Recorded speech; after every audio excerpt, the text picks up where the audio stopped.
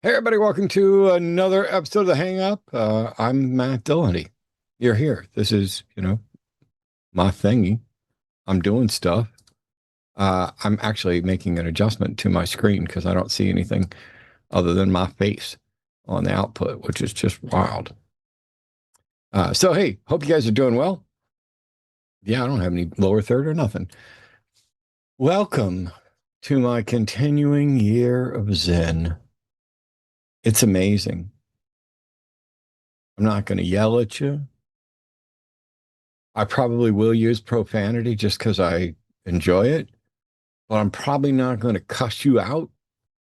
Uh, you're not going to rile me up, although you can evidently make me cry and you can hurt my feels. Um, but I'm here and I have lots of questions about your religious beliefs, your political beliefs, your supernatural beliefs, your moral beliefs, and more. So call in and tell us what you believe and why you think we should also believe it. For clarity, we're looking for people to call in and explain to us what they believe and why they think we should also believe it. If you just want to come in and, give a book report on something you read or tell us about what you believe and offer zero defense of it or engage in some kind of jargon-filled Philbro thing, I mean, I can't promise what kind of response you're going to get if you're not going to engage honestly, but let's just be clear. If there's callers out there, if there are people out there who, for example, I was a Christian. Here, look, I even have a hat I could put on it and pretend if you want me to. I did an entire 4-hour session of Bible reading and teaching yesterday, and that's not a joke. I just happened to do it as an atheist and put together a great video on most of what happens in Second Samuel, which is some of the most messed up garbage. Let me tell you, the God of the Bible is the head of the most dysfunctional family and is the reason that all of this stuff goes wrong. I did a talk in Australia called "Why Won't You Love Me?" I put on a bathrobe and pretended I was God and kind of walked through how the Old Testament is a comedy of God's errors.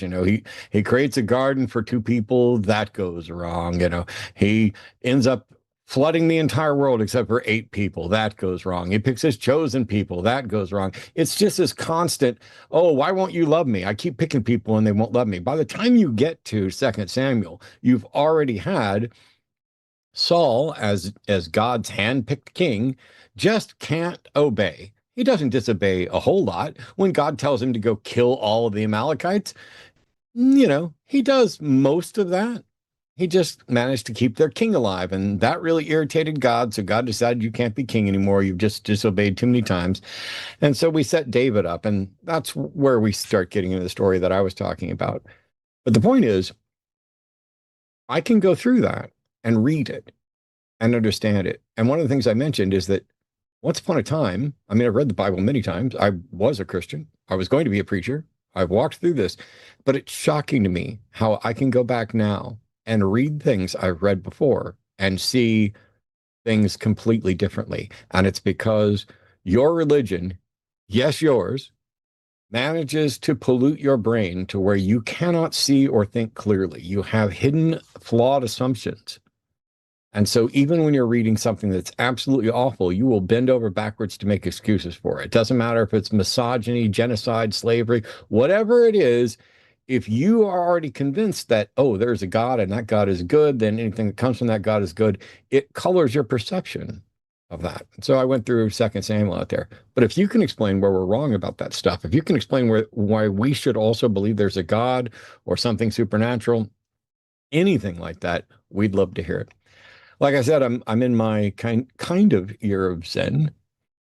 So the big issue here is we're going to be pausing and possibly interrupting and asking questions because we want clarity. And if you say something that we disagree with or that we don't understand, we're going to have to ask you to clarify that.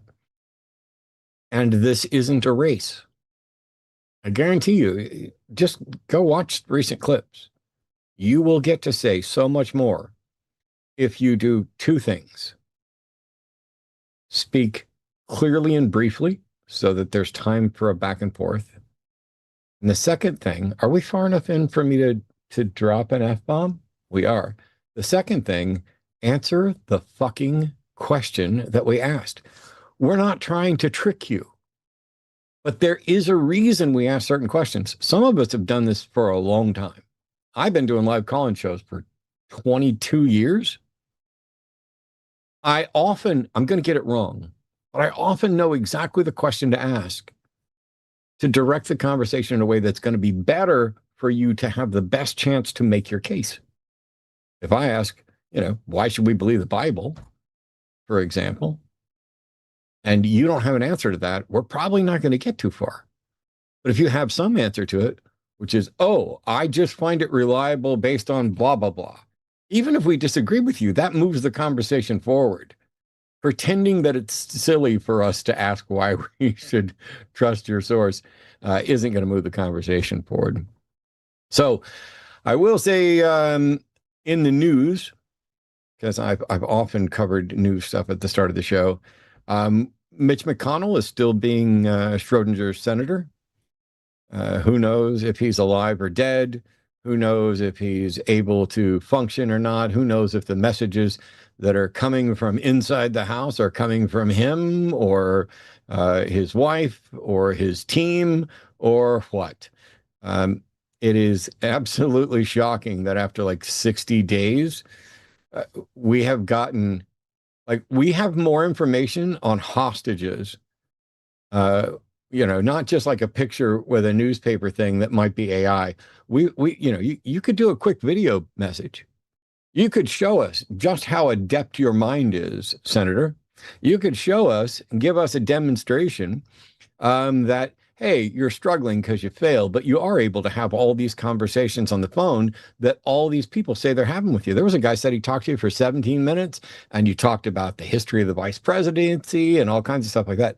That's really interesting, Mitch, but bear with me for a second. I don't think an 80-some-odd-year-old dude who's been in the hospital for 60 days without actually communicating effectively to let people know that he's capable of doing the job or that he's willing to do the job that we're currently paying him to do. And as he soaks up the health care that he denies everybody else, I don't think your best interests are served by having conversations about the history of the vice presidency with some other senator and never mentioning why you're in the hospital, how you're doing, when you're going to be back to work, if you're going to be back to work. And it's really curious that all this is happening because the deadline, if he's actually dead, which I'm not convinced he is, but I'm convinced he's as close to dead as anybody gives a shit about. If that were to happen and they would have to replace him, the deadline for that's August 3rd. And I find it really strange that we're so close to this deadline. And no matter how many times the governor keeps asking for, better proof of life and better proof of competency and some kind of update, we get next to nothing. And it seems like they're pushing it out. And I guarantee you will hear something significant about Mitch McConnell on August 4th. When they no longer have to stall, that's when they'll make the call. Also, Trump did a stand-up routine at the Correspondents' Dinner. And let me tell you, it is genuinely the funniest thing you will ever see. Not because he's funny or his jokes were good. No, it's funny because it was so pathetically unfunny. He blamed his writers, explained obvious jokes, complained about him. That's the only good joke in there, and even that one didn't get a laugh. Not commented on how he wasn't getting a laugh. Was just stupid and mean and rambled like he always does. Trust me. I think Seth Meyers did coverage of it. I know Jon Stewart did coverage of it. I'm pretty sure Jordan Klepper did coverage of it. All the late night comedians were having a field day because this guy doesn't even understand the basics of the punchline. I think Jon Stewart put together a clip where it's like he set up the punchline of the joke, then rambled for 3.5 minutes about all kinds of other stuff, and then came in for a fucked up version of the punchline, essentially. And so, yeah, that's what's been going on. I, though, am preparing for NanoCon this coming weekend. If you're in the Nashville area and you want to go hang out with a bunch of other nuns, NONE nuns, like, hey, what religion do you have? None, those type of nuns. That's what NanoCon is about. And I'm going to tell you, if you were holding off and waiting for like the last minute to pick up your tickets and stuff, you're probably out of luck. I just got off the phone prior to this with the organizer. They have like a handful of tickets left. So if you were wanting to go to NanoCon and you were like, oh, we'll just show up and get tickets at the door, that may or may not work or be possible. I would recommend, and genuinely, if my math is correct, it's like a dozen. You can go to nanocon.rocks and find out what's going on there and how you can actually get tickets. I will be there. I'm doing a magic show Saturday evening. And let me tell you, despite the fact that I toured with a magic show, 10 cities in Canada and 10 in the United States, and I've done lots of smaller ones, this is probably the biggest one-man magic show I've done in my entire life, both with the size and number of things. Like, the only thing that it wouldn't play Vegas because I don't have tigers. That's probably the only reason. Other than that, we're going to have a lot of fun. I'm also going to do a panel on Sunday, but I have also stopped following a lot of left-leaning independent news sources. So I didn't have as much news to bring you today because I am so sick of tuning into YouTube for, oh, it's the end of Trump every day for 10 years now. Oh, this will definitely end it. Here's a new thing. And they do the same thing with Mitch McConnell. Or I saw a video from somebody just before I went live. It's finally happening. They're calling for the 25th, but it's like Alex Jones calling for the 25th, which is newsworthy, but it's not like there's politicians that are, of any significance that are calling for this 25th Amendment to remove him from office. You can't make a serious breaking news if your lead picture and reference is Alex Jones, unless you're talking about the fact that The Onion bought InfoWars and is having a heck of a time mocking InfoWars with their own stuff. That's really good. But so anyway, I'm going to be heading out of town, and I'm doing the final prep work for some of the magic show stuff tonight. And so because I'm lazy and old and tired and busy, I just decided I didn't want to do a show tonight. So see y'all later. Thanks for showing up. Oh, wait, no. I came up with a better idea. And that is, I have brought in a guest that is so good at this, I don't have to really pay all that much attention. I will pay attention, though, because I love this. I've done this longer than any single position or non-familial relationship of my entire life. Me sitting in front of a camera, taking calls, talking to people about religion, about politics. That's it. I think it is now fair to say that this qualifies as my life's work, no matter what else I was going to do. So I brought in a guest that'll do the work for me, along with me, but it'll make it so easy and so relaxed. Everybody, welcome Thinker back to the show. Hey, Matt. How are you? I'm doing good. So you're on the year of Zen. Yeah, I I love did it. it. I'm kind of a dick, and I decided, since so many people seem to be upset that I'm a bit of a hothead, and they were like, "You'd do so much better if you didn't, lose, if you didn't crash, if you didn't lose it." And I'm like, okay. And a lot of them just think I can't. Mm. You can't maintain calm. And I'm like, are you kidding me? If you knew how much more I could explode than I have. I don't think people realize that we want to remain calm. We want to have civil conversations, but like the gaslighting feels very abusive, and the crossing the boundaries and not answering questions. And sometimes you have It's been a to kind while. of get assertive. But yeah, I'm not Zen right now. I feel like You I'm don't still have to be. Okay. I feel like I'm I'm peaceful counting even on you when I'm picking up crashing out. where I have to leave a little bit on the table. Okay. Yeah, I feel like I'm peaceful even when I'm crashing out. So we've got lines open right now. I don't. Oh, yep. I see in Collins Studio that it's all 8 lines are open. So we've verified that we have more than one line open. 720-619-2288. If you're a theist, you will go directly to the top of the queue right after your screen. If you've been sitting there going, I got something to say. I've been, you know, I've been watching, I've been listening, or somebody directed me to this, and I need to point these people towards the truth.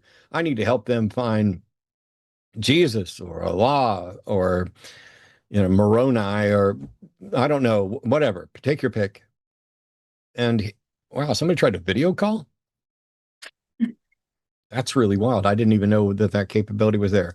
But 720-619-2288 is the number to call. You can also go to Call In Studio, link down below in the description, and connect via web browser on your cell phone, on your tablet, PC, Mac, whatever.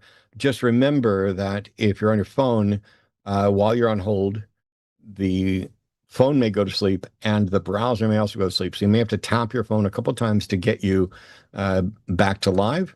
But once you're past the call screener, we will dig in, and we are ready to believe you as long as you actually come with evidence.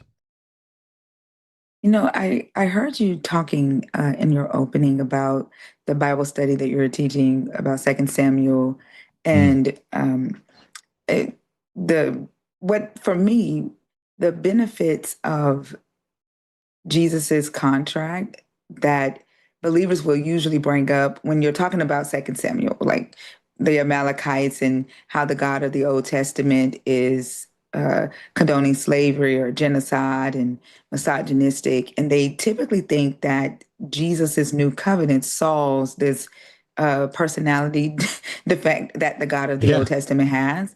But I feel like the unlimited sin, unlimited forgiveness, unlimited grace plan that a lot of them have signed is causing issues for humanity. And so I don't, if what I'm really interested in is them explaining to me why I should see that contract as a good thing. Like, why would someone sign up for to be able to do sin unlimitedly, be forgiven unlimitedly, and get abundant grace over and over and over again? Like, how is that a good deal for humanity? That I'd love somebody to call in and address that. I have all kinds of thoughts from both sides of that, but it's better for us to wait to the callers. And so if you've got an explanation for, explain to us how and why there's a first covenant and a second covenant, or multiple different covenants. Explain to us why there's an Old Testament, New Testament. Explain to us why so many of you Christians in particular, well, I already know why, but I'd love to hear your reason, because it could be wrong, for why so many of you are absolutely terrified of addressing virtually anything in the Old Testament. It's as if, from the standpoint of the average Christian, and this includes my former self, by the way, this includes me sitting at the First Baptist Church of Harvester, Gashland Baptist Church in Missouri, and saying, the Bible is basically creation, original sin, 10 Commandments, prophecies, and then it goes to Jesus. Hang on. You skipped a bunch of stuff there. What about this? What about that? None of this makes any sense. We've been talking about it a lot lately. And so if you've got answers for Thinker or myself, the lines are open. And actually, calls are starting to come in already. If you're ready, we can get started. I'm ready. Alrighty.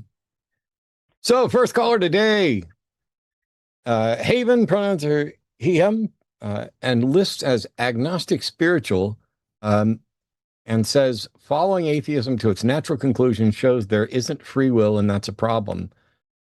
Wow, Haven, that's a ton. I'm also confused about the agnostic spiritual thing, but I'll let you make your point first. So welcome to the show. You're on with Thinker and me. Oh, thanks for having me. So, just my point around free will generally, as it relates to atheism. Yeah, I don't see what atheism has to do with free will.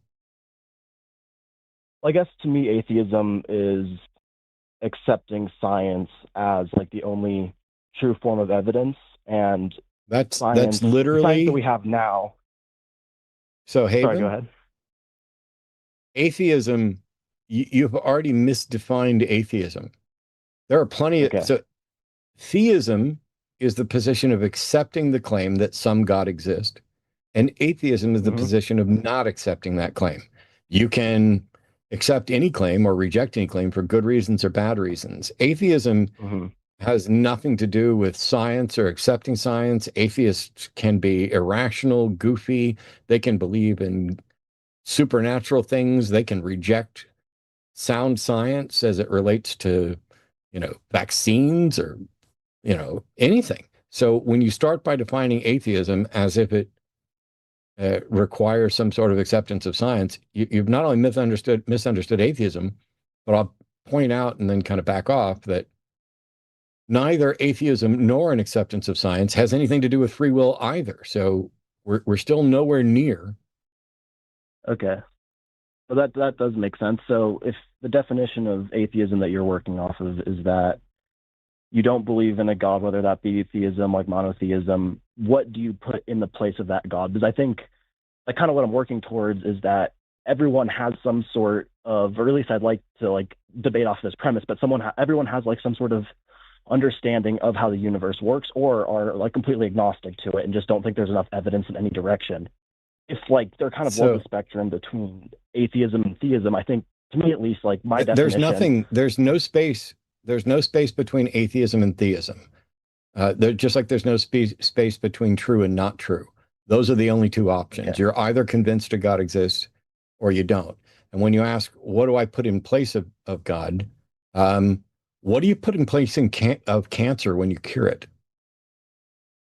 An absence of cancer. Yeah, I see where you're going with that, but would you agree that a good amount of atheists believe like entirely in a natural universe? Like you have to admit that there is something that is the universe, and if you I believe in don't the think natural God created universe. it, Thinker, do then you believe in the natural universe? Yeah. Yeah, Yeah. of But course we I believe in the also, natural. okay, Don't you believe in the natural universe? I believed in the natural I do. universe when I was also a believer in Jesus. Yeah, but I would say that theists put a God at the beginning of that universe, whereas atheists, I guess it's a little bit hazy, but I'd imagine that they would argue that time has always existed. There was no beginning, and that where theists would Haven, say that there is a beginning. Haven. I'm gonna back off because I've got a great guest here, and and I don't mean to offend you, but Hmm. this is either a really bad job of trolling or you are incredibly confused because the purpose of the show is for people to call in and explain why we should believe what they believe. And Hmm. it's at no point is the purpose of the show for people to call in and speculate about what they suspect other people believe, including atheists, especially when there's two atheists sitting here that you could just ask. And nothing about what I believe or what Thinker believes or what atheists in general believe is in any way relevant to the truth of whether or not there is a God. So, because this is all over the map, I'm going to kind of back up again because I can see Thinker there. She got Hmm. questions for you, and so I'm going to step Okay. out of the way.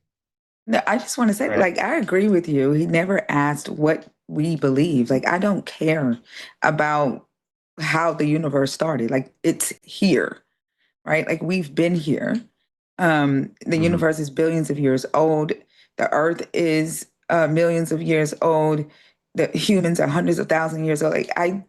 I'm here in 2026. I don't sit and ponder about the beginning of the world. What I care more about is the claim that I need to worship a God or believe that a God can engage with me here in my objective reality, right? And what that belief, how that belief affects me. I don't necessarily sit and pray to the universe. And I don't quite Hmm. understand why. Like, can you help me understand why knowing the beginning of the universe, or like being able to prove what that is, how does that affect our objective reality today? Yeah, I guess just why I think it's important to maybe like examine the possibility that there is a God just for this like objective reality right now is that if you're only working off the assumption that there like our universe is a sandbox of physics, that based on like a certain external stimuli will always give the same result, our brains fit within that as like being made up of molecules. So I guess therefore like I'm sorry. it I'm sorry. bothers Is this me what that you would if you say? follow that through the logical.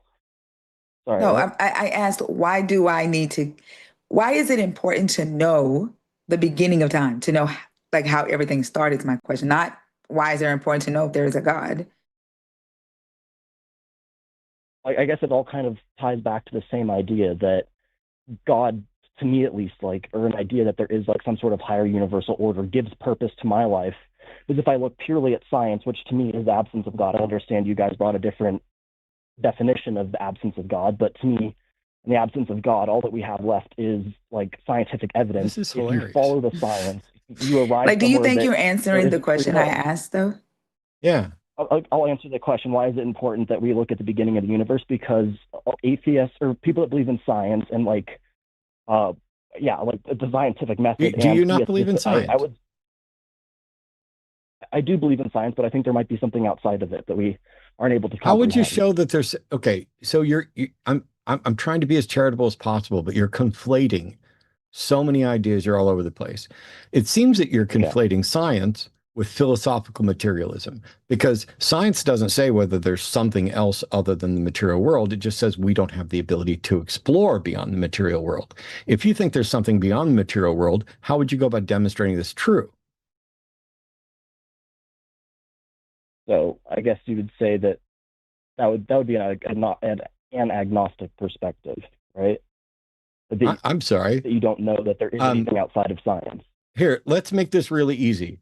I'm going to ask a couple of questions and you and I will both answer them. So, for example, Okay. if question one is, are you convinced that free will is real? My answer is no. No. What's your answer? No. Okay. So, neither of us believe that free will is real. Are you convinced that something other than the material world exists? My answer is no. I would say no as well, yes. I don't know why you're calling then. Because I would say that there is something like saying that there's something outside of the material realm implies that it's separate from nature. If there is some sort of like God or like something more spiritual, you could say like these are kind of all words that I'm using to describe something separate from what we understand about the universe. I'm saying if something like quote unquote spiritual or like some sort of like higher purpose or power existed that enabled free will, I would still say that's of nature because it exists within our universe and nature. I wouldn't say it's like non-material, just like I think you got like a spiritual experience, it's happening within your neurons and not Is like this some some kind sort of of like weird bong extra. book report that you're doing? Because now you're saying you don't believe in free will, but if there was free will, if there was some supernatural thing that allowed for free will, I have no idea how anything could allow for free will. And I'm not interested in ifs. I'm interested in what is actually demonstrably true. We're trying to figure out what we should believe. If all you're saying is we should believe that if there's free will that comes from this thing, we shouldn't rule it out. Okay, we didn't. What's happening here as skeptics, we are only able to believe the things for which we are convinced. And the manner by which we become convinced that something is true or likely true is the issue here. Mm-hmm. If you don't believe there's free will and you don't believe there's a creator and you don't have a clue what atheism is, and you're conflating atheism and science, and you're conflating science and philosophical naturalism, and you're conflating all of that with free will, I don't know why you would think you have any useful thing to offer to this conversation. You're basically just saying, yeah, but what about? Yeah, but what about? I have zero fucking interest in yeah, but what about? It I also guess sounds like, I was just trying to understand what your position was. So Well, You that's a don't believe in lie. free will. That's a lie, Haven, because when I want to understand what somebody's position is, I talk to them and I say, hey, what's your position? You did the actual opposite. You called in, and instead of asking us about our position, you started telling us about what your opinion of what atheists believe and what atheists are. There's literally two of us sitting right here. You could have asked questions. Well, I'm I the think one that it's asked questions. I had to make this as easy as possible on you by asking straightforward questions that I answered first. We're not here, by the well, I way, was to getting be there. quizzed. I'm I'm trying to sorry, I align wasn't around done common talking. definitions because I know that's troubling, but I wasn't done talking. We're not here to be quizzed by people, but we will answer questions. So if you really want to know what we think, you could just ask those questions. I'd love to understand what after I'll let you ask one question to Thinker or me, and then okay. we'll see how it goes because I still want to know what the fuck agnostic spiritual means. Thank you. That's my question. Like, I I guess I don't, one second, and then you can proceed because yeah. what I'm confused about is you saying that you don't believe that something outside of the material world exists, but then you explain this thing that can give humans free will, and then you're calling it spiritual. And so I don't quite hmm understand what you are calling spiritual that is material. Okay. Does that make sense? Like, Maybe I can I don't explain my understand how you're position and saying the then spiritual. One second. I don't understand how you are okay. describing something spiritual that is also material. That's where I'm confused. Go ahead. Do you want me to sorry, do you want me to answer that question, like describing something? Or maybe I'll just say what my position is and then I'll ask my question. So uh my position is like very similar to Taoism, I'd say, where it's more of a life philosophy where it's not necessarily useful to try and theorize and like speculate about afterlife, about a higher meaning of life, and instead like find meaning in the present moment. So I would say that's kind of where I land. But in order for that to be true, and I have to accept some sort of reality where free will does exist, where I have the power over my life to move towards that place of like presence. So that I guess that would be my position. And then to you guys, I would just be curious: do you believe in free will? And if not, why? If so, why? And maybe we can work from Were there. you not listening when I answered that question already? I mean, granted, Thinker didn't, but here's the thing. Your position is now, hey, let me tell you what my idea is. And the thing that I prefer, there's no discussion or demonstration that's true, but the thing that you prefer, this notion of Taoism, requires that there be free will. But you already said you don't believe in free will. So how can you possibly advocate for a position that Sorry, requires I something that you don't believe in? I misunderstood your question when you asked it. I thought you said, "Do you think like free will exists?" I misunderstood how you phrased it before. I don't believe in free, or I do believe that we have will over our lives, that we can affect change beyond like the I material world, believe I that guess, we are as we actors understand it. that can change things. That's not free will. But anyway, I have What is your definition of Thinker free will? think I don't think humans have free will now. so. There's a variety of different categories that are labeled as free will. For example, there's the notion of libertarian free will, which is if you were to rewind the universe, you could have done things other way, some other way. I Mhm. believe that we have will. I just have no idea how free it is. I don't see any way in which any of my will, my desires, are in any way not directly impacted, if not dictated in a complex way by the facts of reality. That doesn't mean that I don't have desires. It doesn't mean that my life doesn't have purpose. It just doesn't have some externally imposed purpose. My life has whatever meaning or purpose I attribute to it. Even if that meaning and purpose you attribute isn't something that you like are actually attributing, your brain would attribute that every time if you ran back the clock and reran the What difference simulation. does it make? Do you have a way to Well, demonstrate the difference between me in some magical sense mhm. bypass? How can I bypass my brain? I am my fucking brain. I think the Buddhist philosophy would disagree on that to a certain degree. Okay, I Um, didn't ask what the Buddhist philosophy was, but now you switch from Taoism to Buddhism. Um, well, they're all they're all branches of the same philosophy that descended from Siddhartha, so they are very similar. Zen Buddhism, Taoism, No, like they're all. no. And thank you for demonstrating that you not only have a cartoonish understanding of everything else you've talked about, but also of Eastern religions in general. The Tao Te Ching behind Taoism is not from Siddhartha Buddha. It's from what's his name? It's from Lao Chi. Yeah, Lao Chi. Yeah. I guess I was conflating Zen Buddhism and Taoism because they are like very similar philosophies. Yeah, that's what I was objecting to. You conflating them and saying they're all essentially the same because, wow, I asked a question.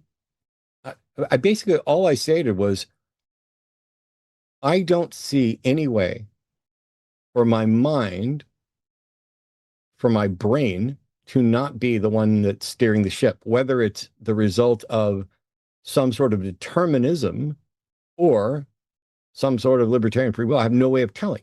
So how can you tell whether it's really me making a decision or just my brain?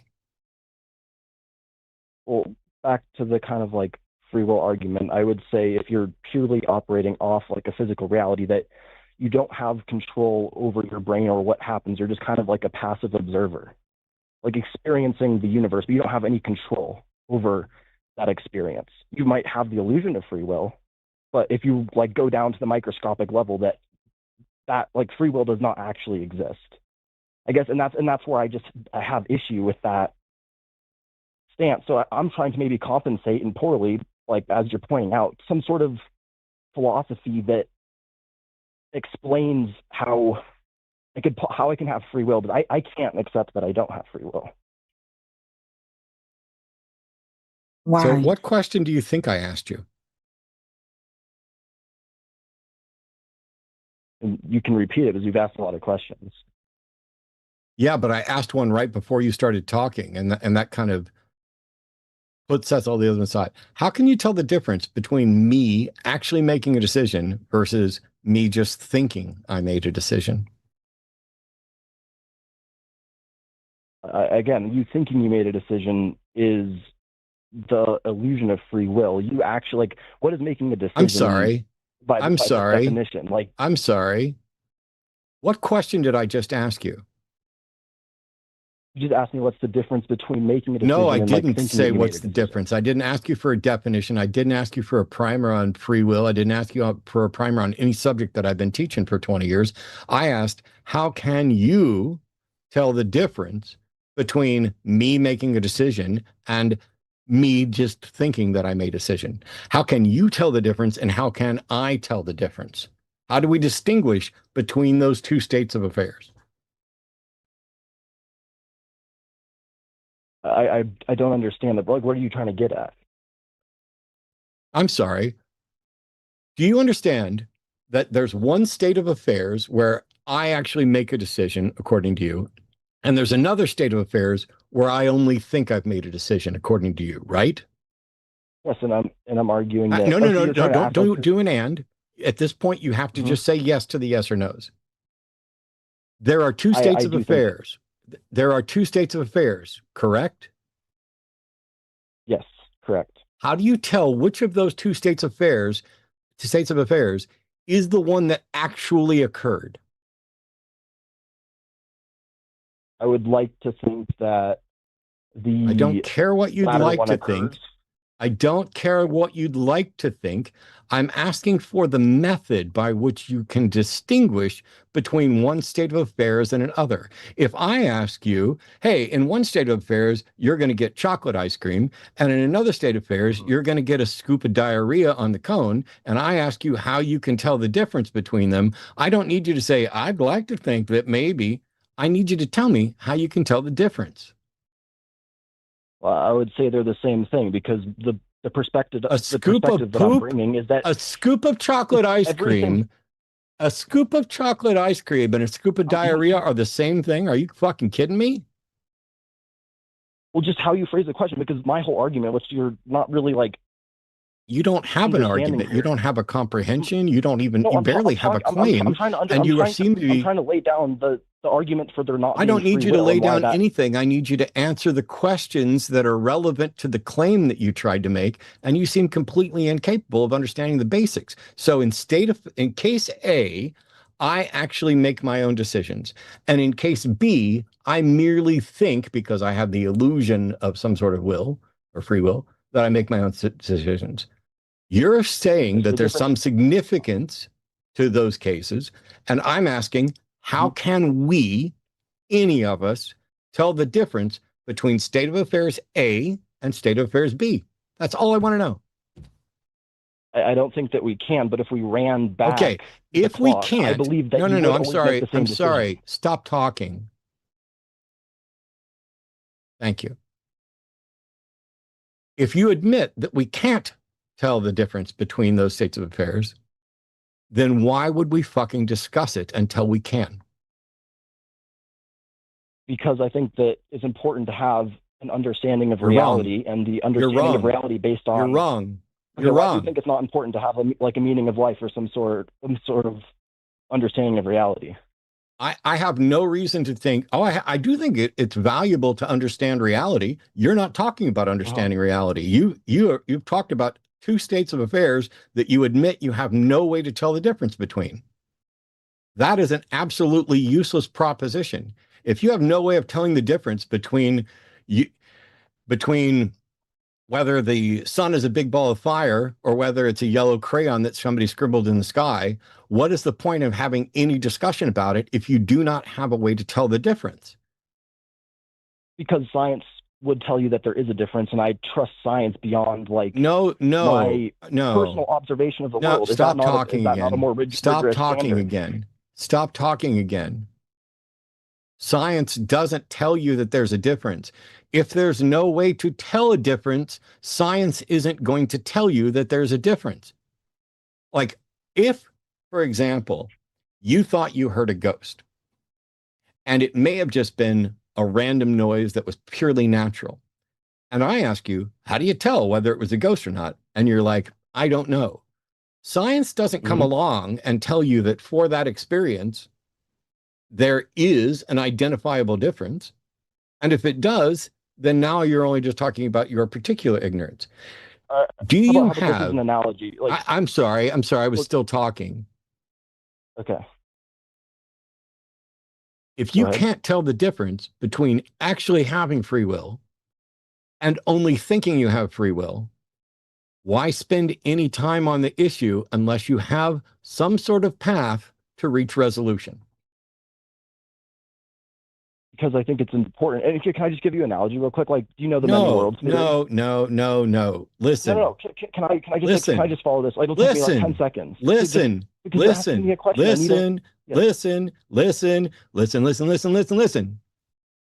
All right. I have two envelopes. One of them has $100 bill in it, and the other one has an arrest warrant for you. And you have no way to tell the difference which one is which. Pick one. I don't know which one is which. Pick one. I understand what you're saying here. I'm not Pick one. No, you don't understand what I'm saying. Pick one. Well, no, I do understand. Well, I'm picking one that I believe is the one that has the arrest warrant. Pick one. Pick one. Okay, the arrest warrant. Pick one. No, you don't know. It's a fucking envelope, dumbass. You don't know what's in each envelope. You don't get to pick what's in the envelope. You're picking an envelope, right hand or left hand. I'm going to stop because I'm really close to you actually breaking me with some of the stupidest stuff I've ever heard. If you can't tell the difference between, stop talking. I will let you talk when I'm fucking done. Stop talking. If you can't tell the difference between A and B, all discussion about the value and difference between A and B is a complete fucking waste of everybody's time, like the last 24 and a half minutes of this phone call. Because now I'll let you continue. The difference between a subjective and objective difference. Like, okay, the many worlds technology I was trying. No, okay, I'm going to mute you again. I figured it out, Haven. You're not serious. You're a troll. You may not be an intentional troll. You may not think you're a troll, but you're a troll. Because first of all, you said you called in to find out what we think, but that's not true. You called in to tell us what we think. And even when given the opportunity, all you did was ask us a question that one of us had already answered. Your first question was literally one I had offered you up on a silver platter. But now you're saying you've confused Taoism and Buddhism. You're saying that you believe your closest philosophy is Taoism, but it requires that there is, in fact, free will. Well, if there's not free will, then Taoism can't be true. If your view is Taoism requires free will, and you don't have a good reason to believe in free will, then you cannot have a good reason to believe in Taoism.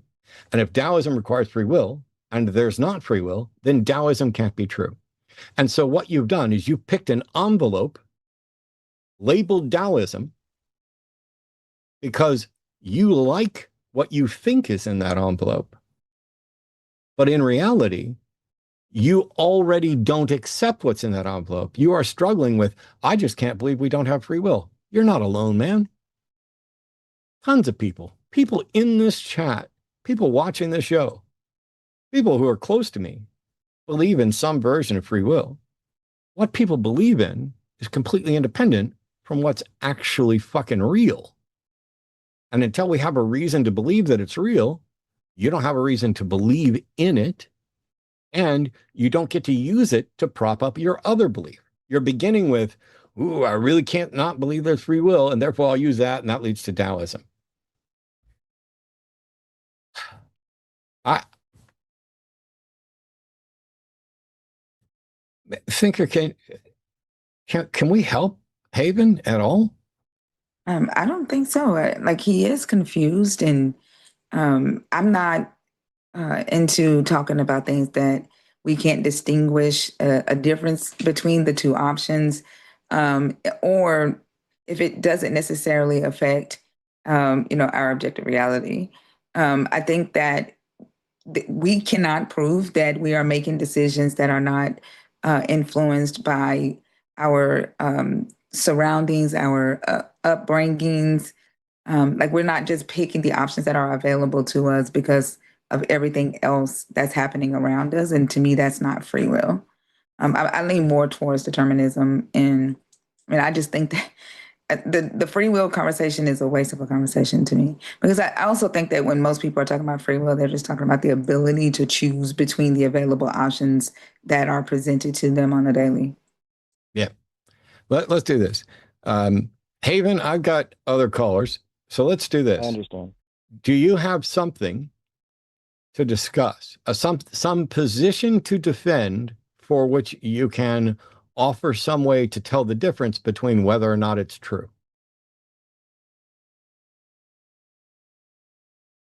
I guess the angle I was moving towards is like that one of just being agnostic and that there isn't enough evidence that we don't have free will. So I would defend the agnostic perspective that we don't know if we do or don't have free will, and then therefore it's utilitarian to choose a life philosophy that helps you live how you want to live.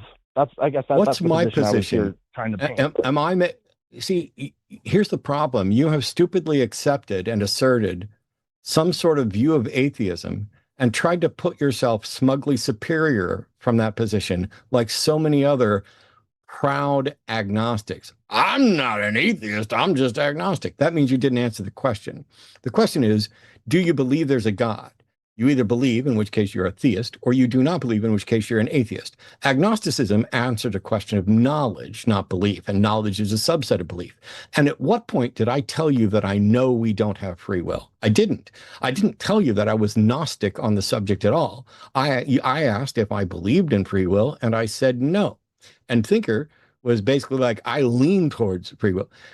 You seem to be suggesting, because you say, quote, following atheism to its natural conclusion shows there isn't free will, and that's a problem. Well, first of all, atheism is a position of either rejecting or actively opposing. However, it doesn't have a natural conclusion, because atheism isn't philosophical materialism. And even if it were, that doesn't solve the issue of determinism. And even if it did, it doesn't just solve issues related to hard determinism and soft determinism. And even if it did, it doesn't address the many different versions of free will, including Daniel Dennett's version of compatibilism, which suggests that a variety of free will is compatible with determinism. Have you read Elbow Room? Have you read Dennett? Have you understood compatibilism at all as an option? No. So you see, this is the issue when you're debating like atheists like this, because you prescribe like a very strict view to theists, and that's easy to pick apart. But when I try to have a constructive argument, I'm sorry. It's time for me to mute you because Daddy's home. You don't get to pretend that you've discovered the problem with debating atheists. I've been doing this for 22 years, young man. I'm not defining things too narrowly. I'm using the definition. Theism is the state of believing the proposition some God exists is true or likely true. So let's start there. I'm going to bring you back, Haven. My position is that theism is best and most commonly defined and used in common parlance and in philosophical journals and in theological contexts as the position of accepting the proposition, quote, some God exists. What's wrong with that? There's nothing wrong with that, but I think someone that would come on with a theistic view would have a defined God there. That's not, so see, it's easier to try to find some sort of common ground position between two extremes. Do you want to learn? I'm going to teach you whether you want to learn or not. But the question is, do you want to learn? Okay. Yeah, I want to learn. That's why I'm here. I like having conversations. And so learning. That was it. You're basically saying that my definition and usage of theism is acceptable, common, accepted, and not particularly narrow. It is accurate. Yes. Right? Cool. Then you said, what you said was, yes, but you think if a theist called in, they would have a more specific God. And you know what? Most of the time, you would be correct. However, that's completely irrelevant. What theism is, the top level position, is independent from the subsets of theism, because Christianity is a theism, Judaism is a theism, Hinduism is theism, Buddhism is sometimes theistic or deistic or non-theistic. It depends on the particular model. So it could be the case that someone could be just a deist or just a theist and not have a specific God, or it might be that they have a specific God, in which case I'm happy to talk to them about the specific features of their specific God.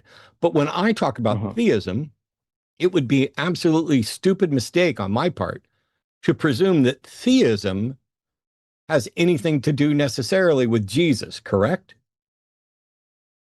You would be correct there, yes. Cool. I'm correct every time, all the way from the start of this conversation until we're done. Just get used to that. I'm just trying to say that I'm still teaching you. I'm still teaching you. Atheism is the position of not accepting that same proposition of theism, correct? Yes, so it's an all-inclusive statement. You're either atheist or you're theist. Correct. So how is it the case that you feel comfortable accusing me of defining theism and atheism too narrowly, and then when I walk through it, you agree? It's not how you define those specific terms. It's that I'm trying to have a conversation about your belief. Okay, I'm going to mute you for a second. Take a breath. I'm going to unmute you immediately. All right. What term did I define too narrowly?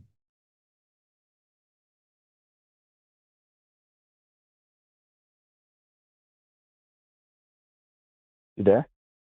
Yeah, what term you said this is the problem with atheists because they define terms too narrowly. What term did I define too narrowly?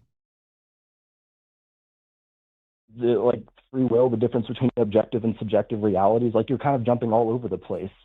Okay, now you're a lying piece of shit, and I'm going to school you, so you're muted. First of all, I'm not the one that's jumping all over the place. You, sir, are jumping all over the place.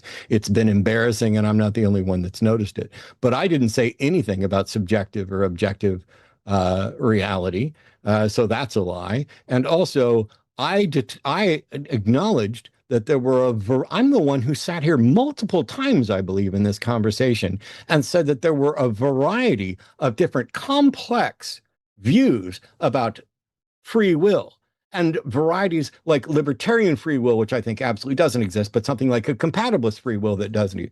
So how is it that I can sit here and discuss broadly some of the options and you think that I'm defining it too narrowly? Explain that. Well, I'm just saying that I would No. like to Explain meet you that. at an internally consistent No. worldview. Explain that. Explain how I can sit here and tell you about a variety of different free wills, and you say you want to accuse me of defining it too narrowly. I need you to defend that position, or I'm going to hang up on you. No, I didn't say too narrowly. I said too broadly. I said that was the whole. You're a liar, and I've hung up on you because I can tell that no matter how much fun I have walking you around the park like a chew toy, because you haven't got the slightest clue what you're talking about, and you clearly don't have any interest in being honest or learning. I think it was long bored of this conversation. So let's get somebody calling in here. John is from Arizona. John's project, him. He's a theist who is MAGA and believes in the spirit world and God. Hey, John.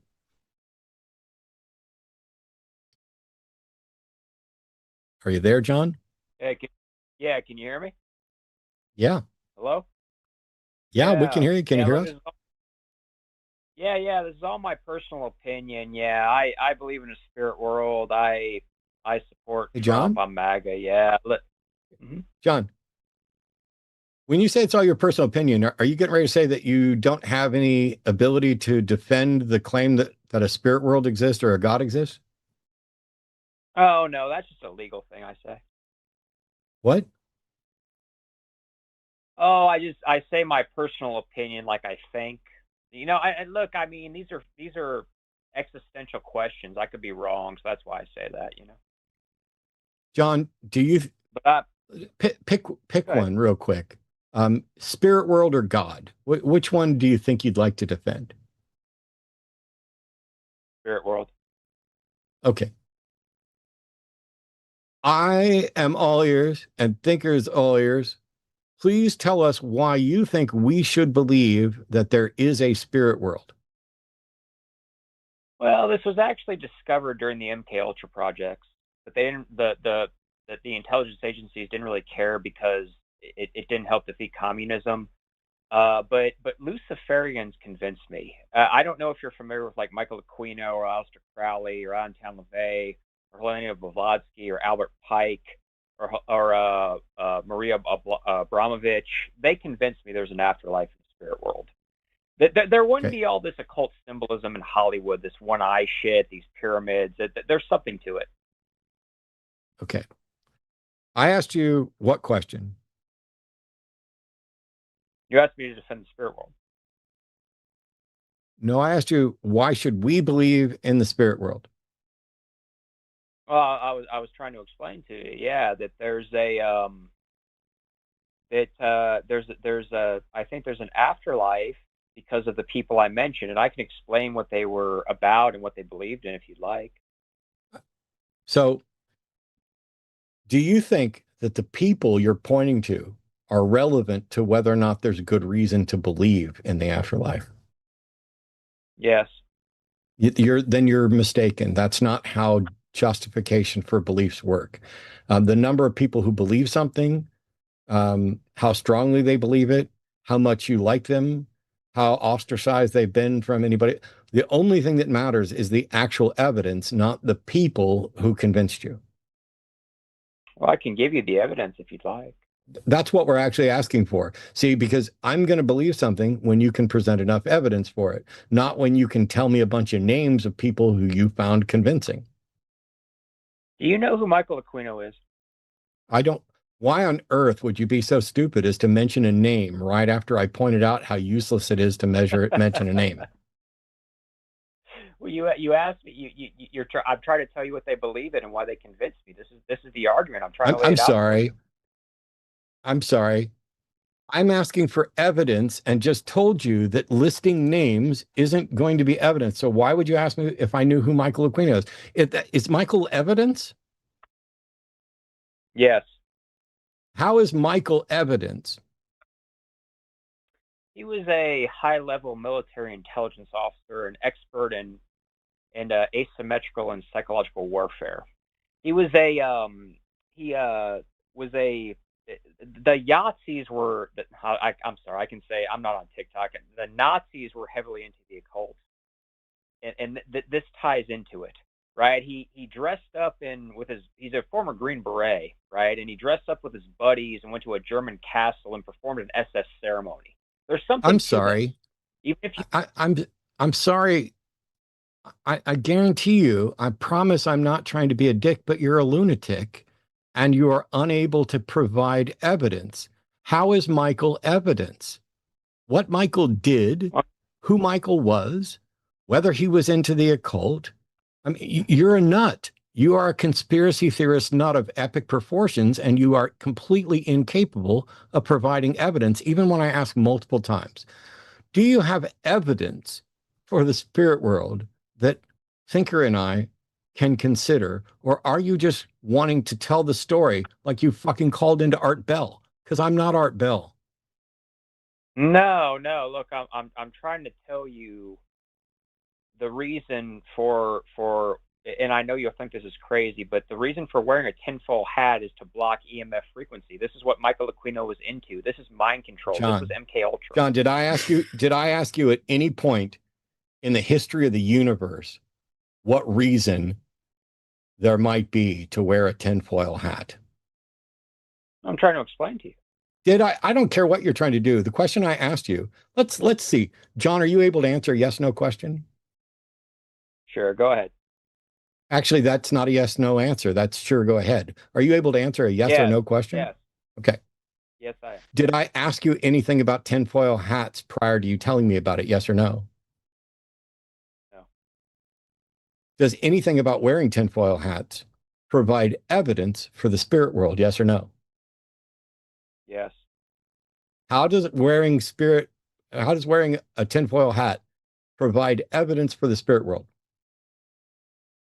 Right. So the reason to electromagnetic frequencies are that is asymmetrical warfare. This is what I'm trying to tell you about with Michael Aquino, right? That what question did I just ask you? You asked me how wearing a tinfoil hat provides evidence for a spirit world. Okay. How does wearing a tinfoil hat provide evidence for the spirit world? Well, I'm trying to tell you that Michael Aquino founded the Temple of Set in 1975. I'm sorry.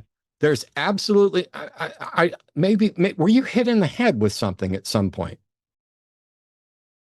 Oh yeah, I've had head injuries, sure. This feels like he's trolling MAGA. Because this is, I mean, how do here's the best question, John. How can I tell the difference between you and someone who is lying and sounding absolutely insane for their amusement or some other reason? I'm really not trolling. I'd be happy to. I'm sorry. Look, what question do you think I asked you, dumbass? Well, there's no reason to be a grouch. Oh, there is a reason to be a grouch, you dumbass. Because you're wasting my time and my audience's time. I hung up on another caller because you were supposedly calling in to defend this stuff. And instead, what I get is a troll who thinks they can spew all kinds of conspiracy theorist stuff. Never. I'm still talking. Shut your mouth. You'll get to talk when I let you talk. You'll get to talk when I let you talk. Okay, I'm going to let you know. As a matter of fact, I'm going to mute you. You'll know when I decide. Because for the first part of this call, all we did was let you ramble and then try to get you back on track. But your brain is either dishonest or discombobulated. You seem completely incapable of putting together a cogent, rational thought or answering a rational question. When I say, what's the evidence? Well, let me tell you about so-and-so and so-and-so and so. No. What's the evidence? Oh, this is the reason why you wear tinfoil hats. Is wearing tinfoil hats providing evidence for the spiritual? Yes, it is. Okay, what is it? Well, if you go back there, you got Michael Aquino, who has the world's wildest eyebrows. By the way, it's really hilarious. Oh, did he call me fat?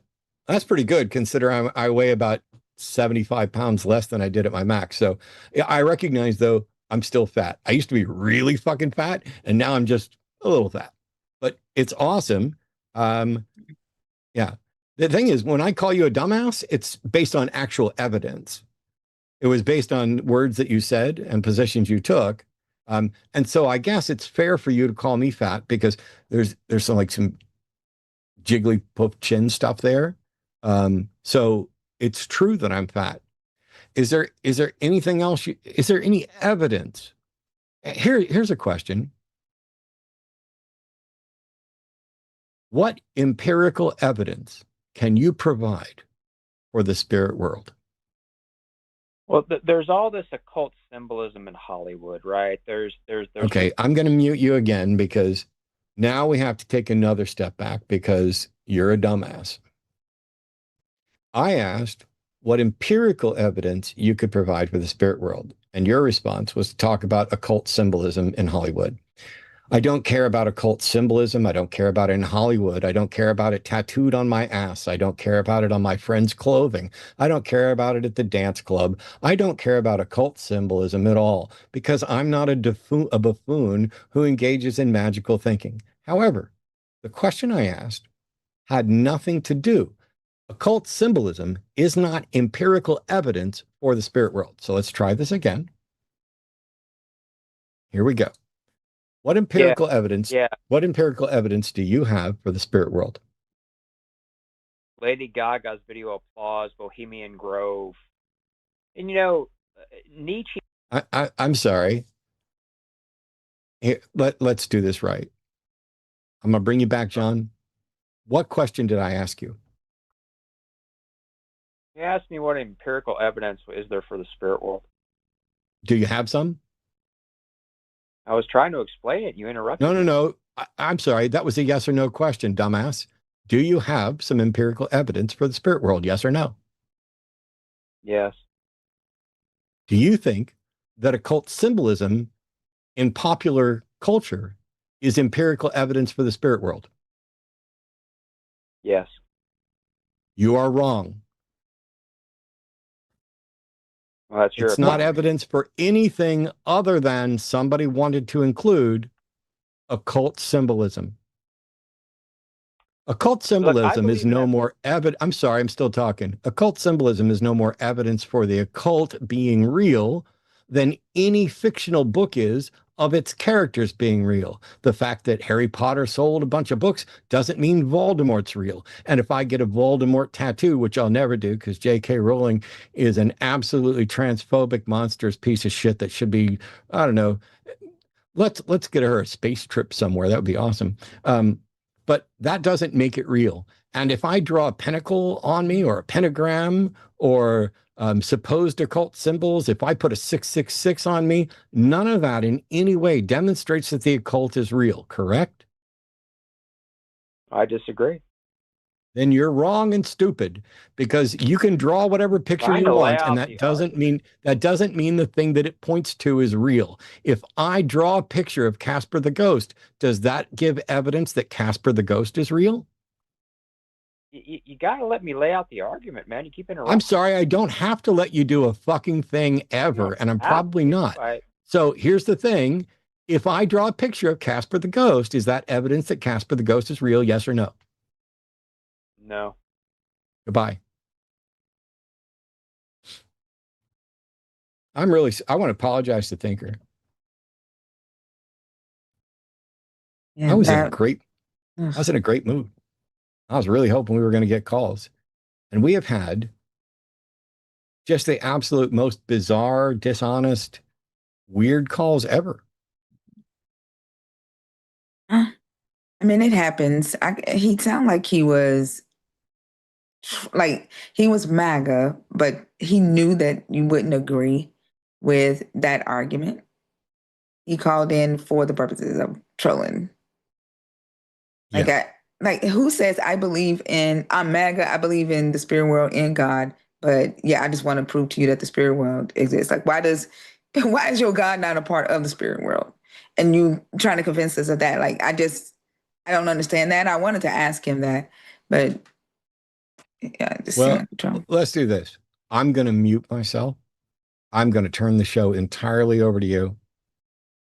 And because it could just be that I'm 100% the problem here. Oh So no. I'm gonna bring Raj in. Raj is calling from India. Pronouns are he, him. He says God provides comfort in the face of suffering and mortality. I'm gonna let Raj engage with you, and I'm only gonna jump in. I'm gonna do my best because I got really close, and I probably owe somebody $50. Arden, if you could put up a poll to see, did I effectively crash out at some point already tonight, so that I know if I need You to haven't donate crashed $50. out. But well, I'll leave it up to a poll. They'll probably vote for it, and I'll donate to Trevor Project or something like that. But I'm only going to interrupt if there's like technical things or some reason to steer back related to the show, not for actual discussion unless I'm asked. So, Raj, welcome to the show. You're calling from India, and you are on with Thinker.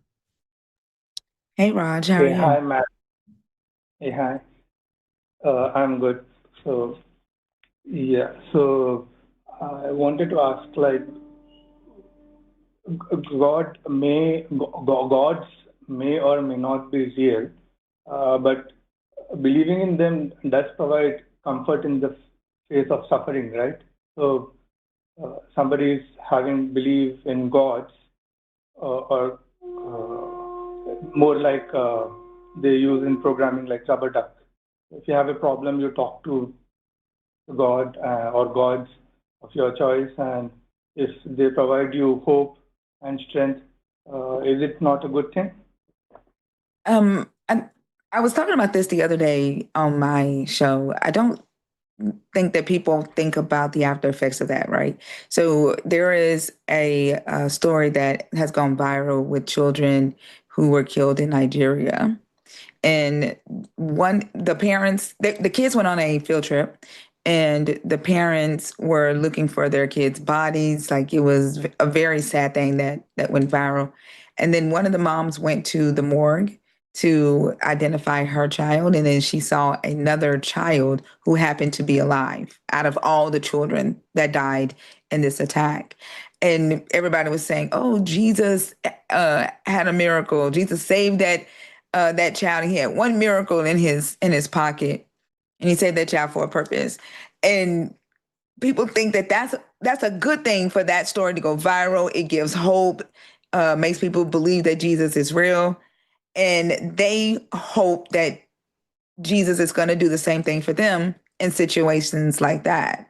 Or, when someone is terminally ill, they now have proof that Jesus can and will do this supernatural thing when they're in need. The thing that they don't think about is when that time comes, the anxiety that it creates, the disappointment that it creates when you have your hopes with high expectations, right? And like a person can be up here feeling hopeful and peaceful and believing that a God is going to do and that a God is listening, and then the disappointment can make them crash and at levels that that is almost suicidal. I'm sorry to interrupt. I got your point. I did consider what you just said. The other way around, when I think like, there's nobody to protect, for instance, my kids when I'm not around, or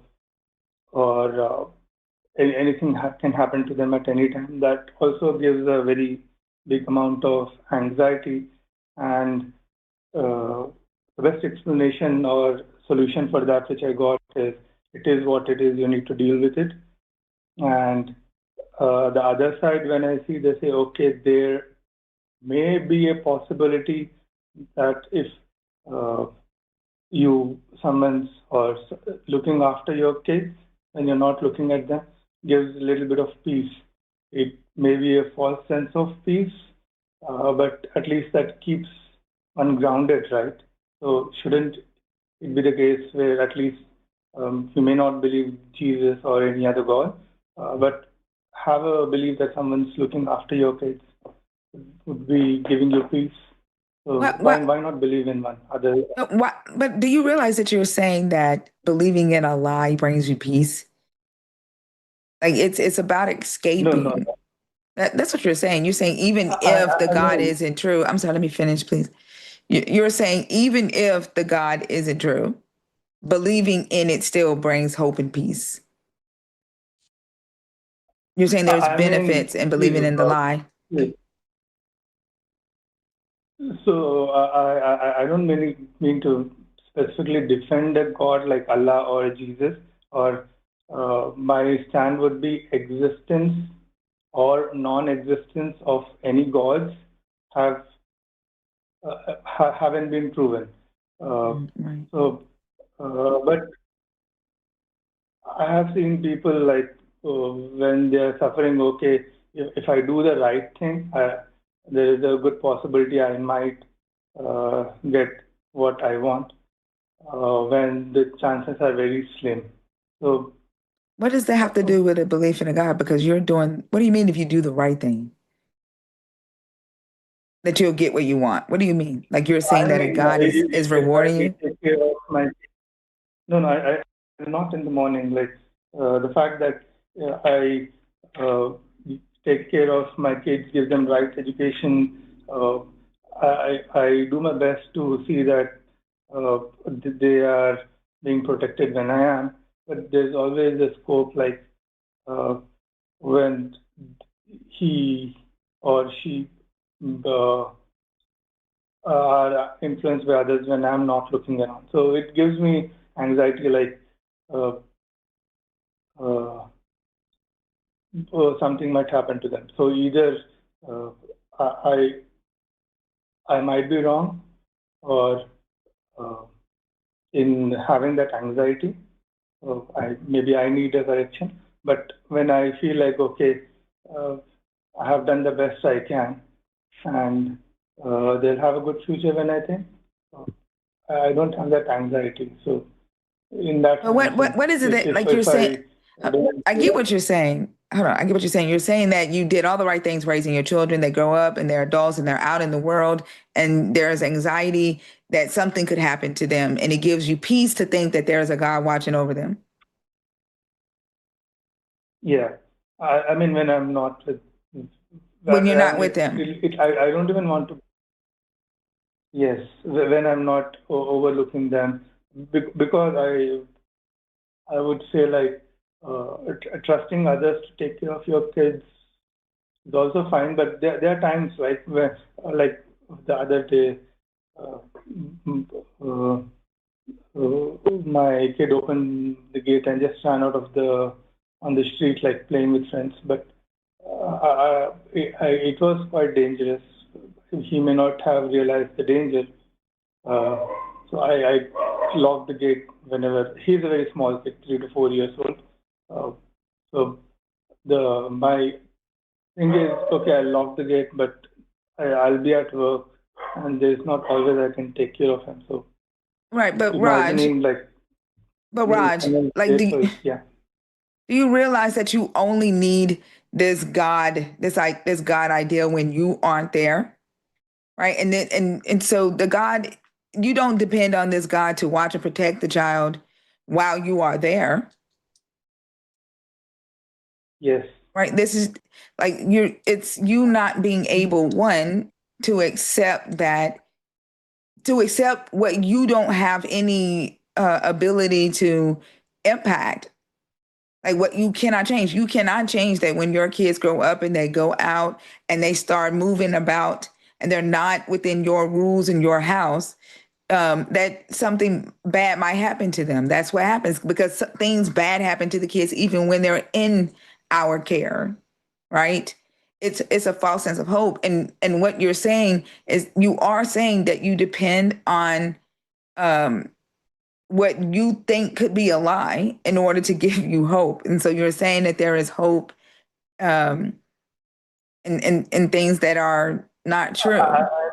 So, Because then if something okay, happens to so them while you're not away, one second, if something happens to your children while they are away from you, are you going to then blame the God? Are you then going to blame the fact that this thing that you are hoping in to protect them and say why, that it did not do its job? Or are you then going to say, well, that's life?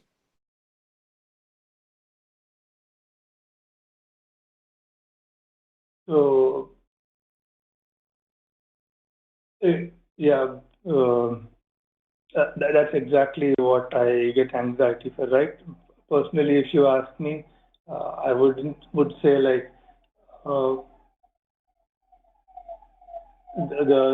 there is existence of any gods haven't been proven yet, but uh, But what? Hold on. What can you? Hold like, on, Raj. Hold on. I need you to answer my question because I'm trying to understand.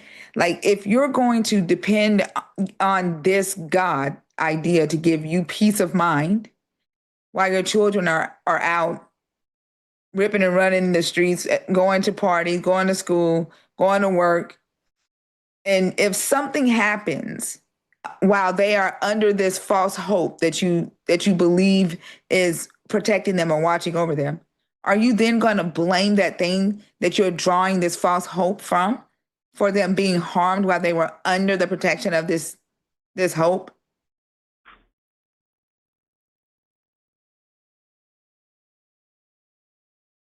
Who gets the blame? yes, You are going to blame it?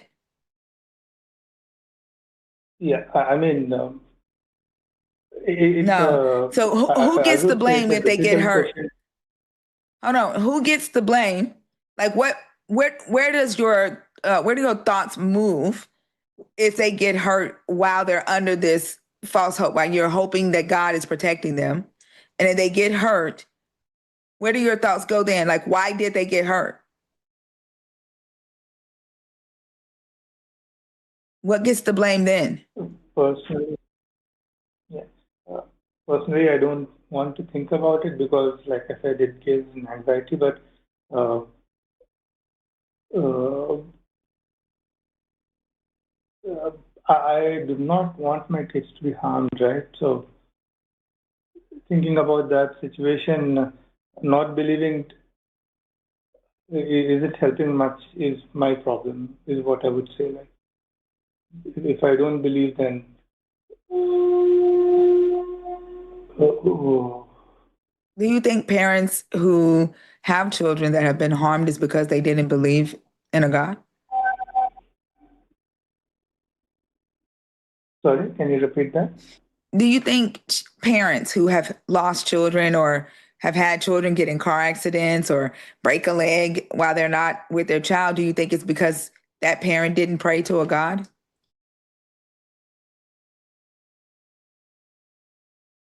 Uh, no, it could be an accident, right? Like they're taking good care, but still they're not. Things happen, right? Like even I fall, I get accident. I, I had a fracture in my hand. Like things do happen, right? So if you can recognize that a parent is not at fault when their child is away from them and gets into an accident or gets harmed, then I don't see why you can't do that for yourself. Like I don't see a need Uh, in telling people to believe in things that are false in order for them to get peace, because the peace is a lie, right? I'm not sure if you believe in Jesus or what are you Hindu? Like, what do you believe? What's the God you believe in? uh, I'm an Hindu, but like it's not like a specific God I would believe, but uh, recently I spoke to a guru. What he mentioned is uh, his stand was you cannot, like, God always lives in the dark. You may or You can neither prove his existence or cannot prove his existence. What you can do is do the best for what you're created. Like your responsibilities, your kids, taking care of your mother, have a good life, happy life, and do what you enjoy and do what you think is right. So do what the best you're meant to do, and uh, that actually gave me a comfort. Now, so I don't know whether there is a God or not, but believing, if it gives a peace of mind, what's wrong in it? Like in that sense, Because it's not true. Because it's not true. And you're telling people to lean on things that are not true. And then when that thing fails, the anxiety gets worse. Like you're not thinking about the aftermath of this, of believing in this lie. Right? Like I know someone who had cancer, and they were waiting and hoping and believing in the Christian God to heal them, to the point to where they chewed their nails off waiting and wondering why the God had not done what they had faith in. They believed their whole life what they were taught, that if they believed, they prayed. One second. They believed, they prayed, and the God would do it because he could do above and exceedingly anything that you can never ask or think. And then eventually she just accepted. A couple of days before she died, she just accepted that the God was not going to heal her. But she went through so much anxiety and depression of hoping and getting disappointed, and while she was going through her treatment. I don't think people think about the aftermath of this false hope and what it actually does, and to the mind of the person who is hoping in this thing, when it does not do what you're telling them that they should hope in.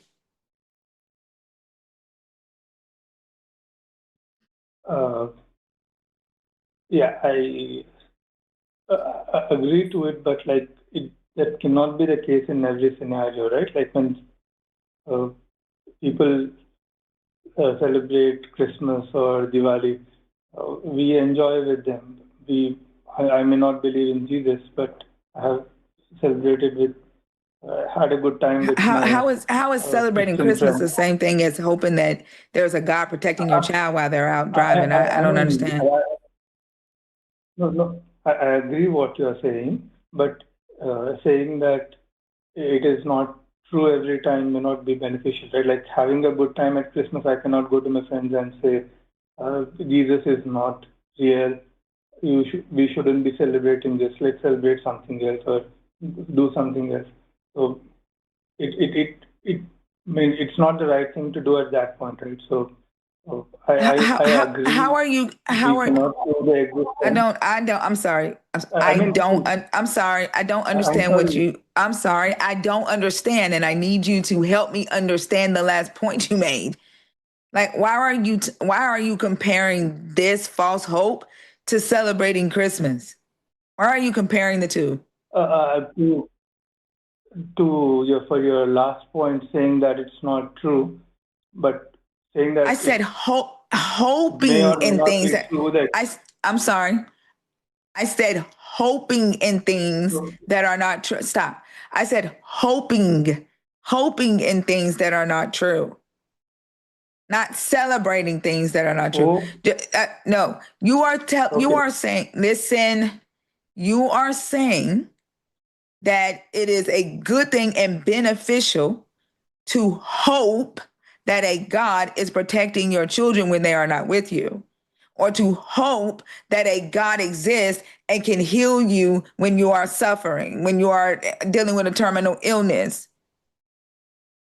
And when that doesn't happen, you are not thinking about the aftermath of that letdown, or the buildup, the anxiety while you are hoping and trying to see if a God is going to think that you're worthy enough, if a God is going to care enough, or if a God even just wants to do it. The anxiety is it's worse. And the crazy thing is that you're saying that you're doing it because you have anxiety.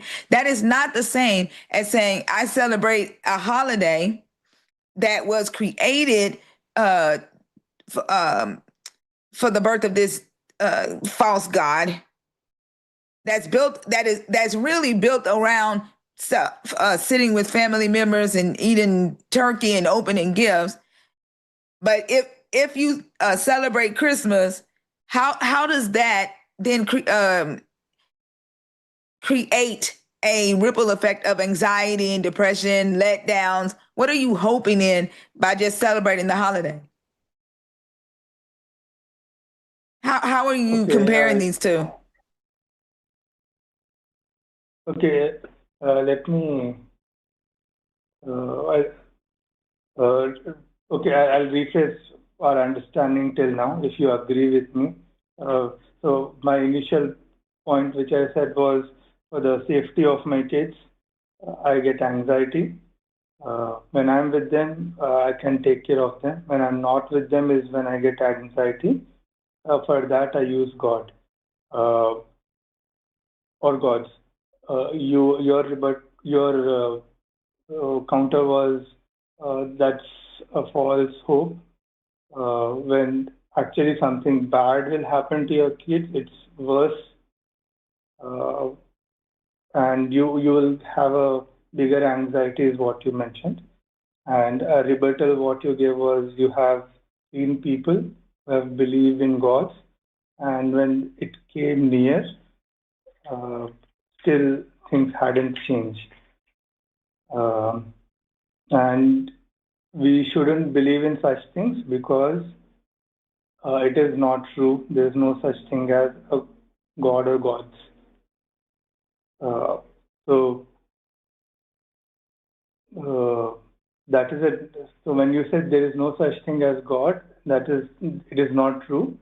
But that specific point I was saying, hold on. No, wait. What I said was you should not. Hold on. Like Raj, one thing about believers, you address one point regarding the God claim, and then they immediately go, "You said that there's no God. Like you have proved that there's no God. It's not true." No, right? I'm sorry. Yeah, I don't mean to do Raj, that. No, I'm Raj, sorry. Raj. What you and I discussed is whether or not it is beneficial to have this false belief that a God is protecting your child when they are not from harm when you're away from them. That's what you and I discussed. Yeah.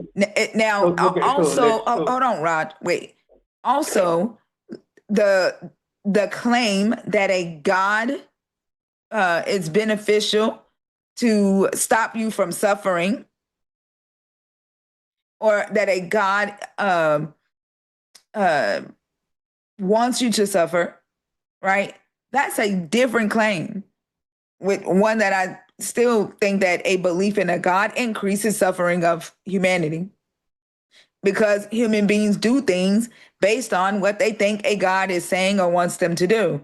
And they tend to be dangerous in that way. A lot of times they're abusive, verbally, physically, emotionally. Sometimes they get violent, right? So in my eyes, in my opinion, a belief in a God can increase suffering, not be something that benefits you. I do have questions. Go ahead, man. You talked about anxiety. Yes. Are you in treatment for your anxiety? No. Okay. I don't know if you have access to treatment for anxiety, but I definitely recommend it.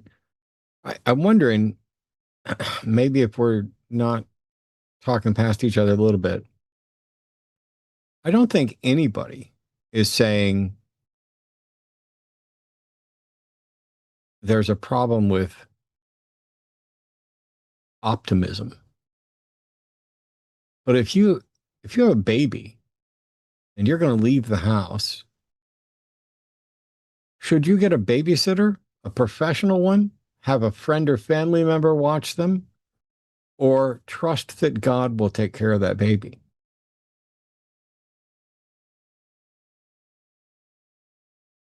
I'll get a babysitter. Yeah. If you found out that somebody that you hired to watch that baby said, I'm just going to trust that God's going to look out for that baby and I'm going to go party, what would you think of that?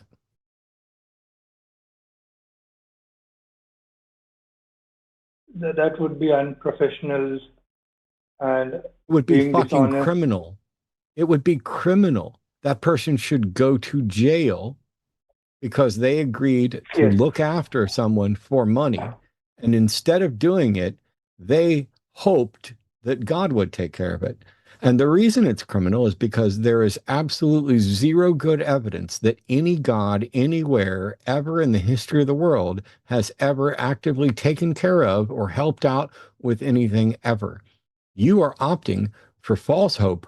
But the problem is, you don't actually believe it, and you know that it's a problem. I think you're finding ways to try to self-treat your anxiety, your difficulties in dealing with the world. I agree with Thinker. God ain't the way to do it, and it's never. There is zero likelihood, based on all the information I've seen from everything that I've ever seen in the entire history of the universe. There is zero likelihood that your belief in a God will ever do anything more than give you false comfort.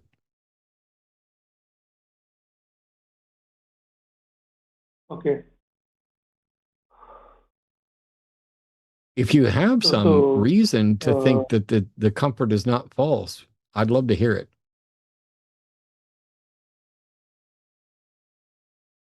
uh, so, um, two things I would say while I'm thinking. One is uh,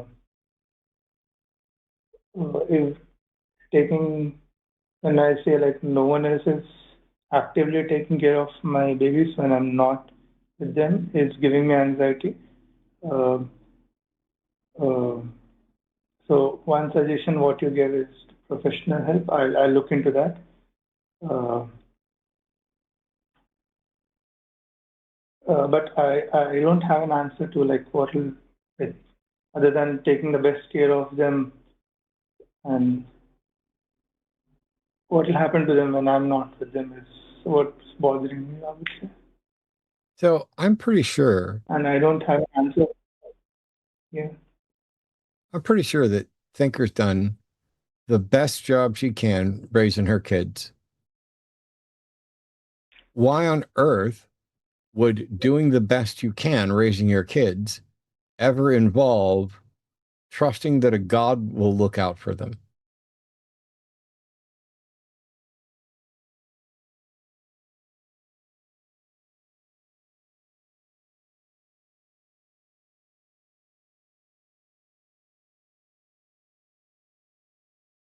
Uh, uh, so I don't know how to answer that. Like, if you can give me any suggestion, like to the question which you asked. I'm sorry. Like, He's asking, why would trusting a God and be included in doing the best thing to raise your kids? Like with all the work that a parent does to raise their child and take care of their child. I'm sorry. Right? Is this really happening? It'll at least keep me that Let me finish. Hold on. Let me finish speaking. Hang on, let her finish. He's asking, like, with all the work that goes into raising your children, why would trusting a God be on that list? Trusting that a God will protect them be on that list when we know it's not true and it's giving you a false sense of comfort. Okay, at least it will keep me grounded when my kids are not with me, so that I can take care of them better when I'm with them, and I'll be more focused on working on things which matters, right, rather than spending my time in anxiety. But you're not really doing it for your kids. It's not really about protecting your kids. It's not really about doing the best thing for your kids. It's about you. It's to give you Okay, a peace of mind while I they mean, are away. Because the God, like you say, it's so that it's so that I have comfort. It helps me with my anxiety. It's not because I really believe God is going to protect them or God is going to like put a bubble around them if a car comes out of nowhere. Like I got a phone call in the middle of the night one night that my daughter had wrapped her car. Both my daughters was in the car. My niece and one of their friends. She had wrapped her car around a telephone pole. Like nothing, it protected her from that, right? I had to I had to be mama bear, go into mama mode, right? Get up out of the bed, drive to where my daughter was, call the police, be there with her, right? Help get the car towed. What is a God actually doing? Like it's a false sense of comfort because right, that things could still happen even with you believing that this God is protecting them while they're away from you. And then if something did happen, you're gonna go into daddy mode and you're gonna do what you need to do to help your child. Like regardless, you have to move into a place of accepting its reality.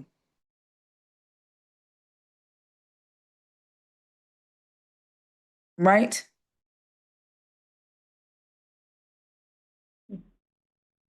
yeah.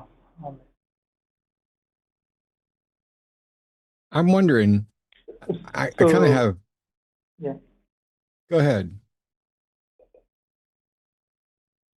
I'm sorry, you were saying something. Well, I have a follow-up question to this, but if I were to get a piece of paper and I would start to create a numbered list of things that I could do to protect my kids.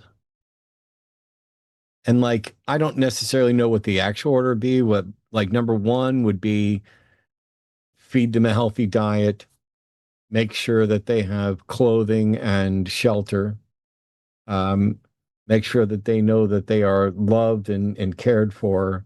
And then you start going down the list, and somewhere on the list, I'd put, putting those little plastic things in the outlets so that they don't stick a fork in them, and making sure that the cabinets that have dangerous chemicals are secured, and that there's no firearms loaded or otherwise anywhere around. We keep going there.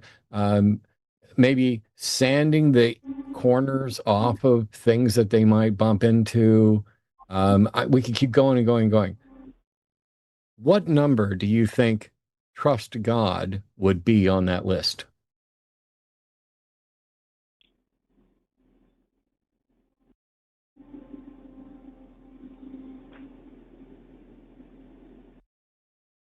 Uh,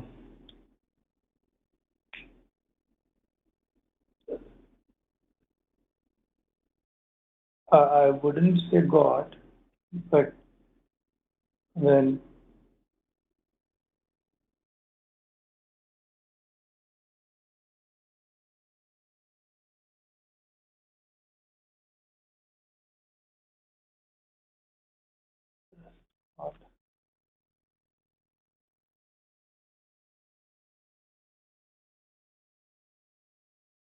Okay, what number would trust Santa Claus be on maybe that list? below the number where my control loses, right? Things which have done everything, there's a possibility I'll miss. So after everything, at the bottom, I'll put like have trust that things will work out. Okay. So you'd put God dead okay, last. one thing.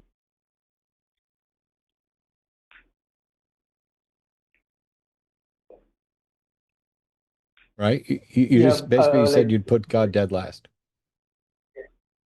yeah. Why would God even make the list? How many other things?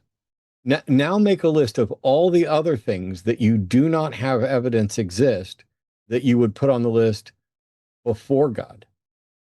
Like, are you going to put Santa on the list? No. Are you going to make sure that your house is safe and protected from pixies and fairies? No. No. So those don't even make the list, but for some reason, God makes the list. Here's the thing. Would it make you feel better to think that there were magical fairies hovering around the crib of your child, watching out for them when you can't? Would that make you feel better?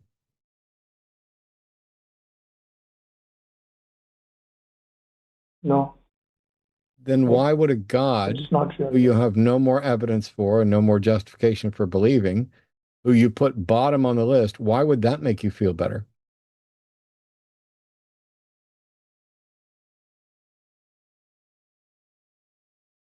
Because I'm not in control at that time. You're not in control when the pixies are gathered around to watch them either, are you?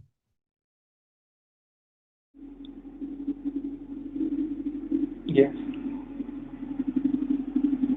You It are? sounds like you love the hell out of your kids like and you want to be able to I control mean, every technically, aspect of.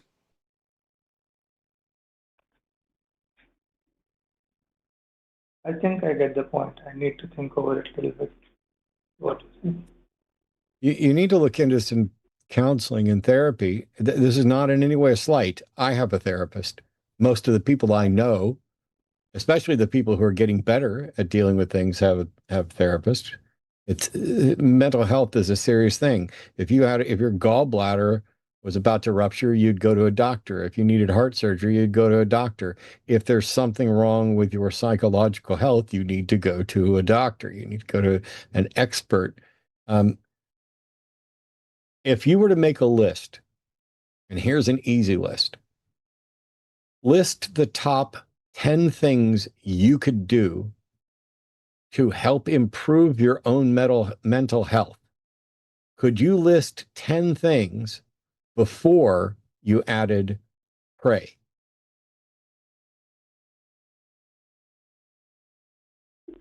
Sorry, before I added what? Before you added pray to God.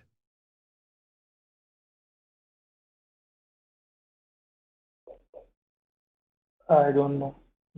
Who's said it? I don't know that. I think you made it up, right?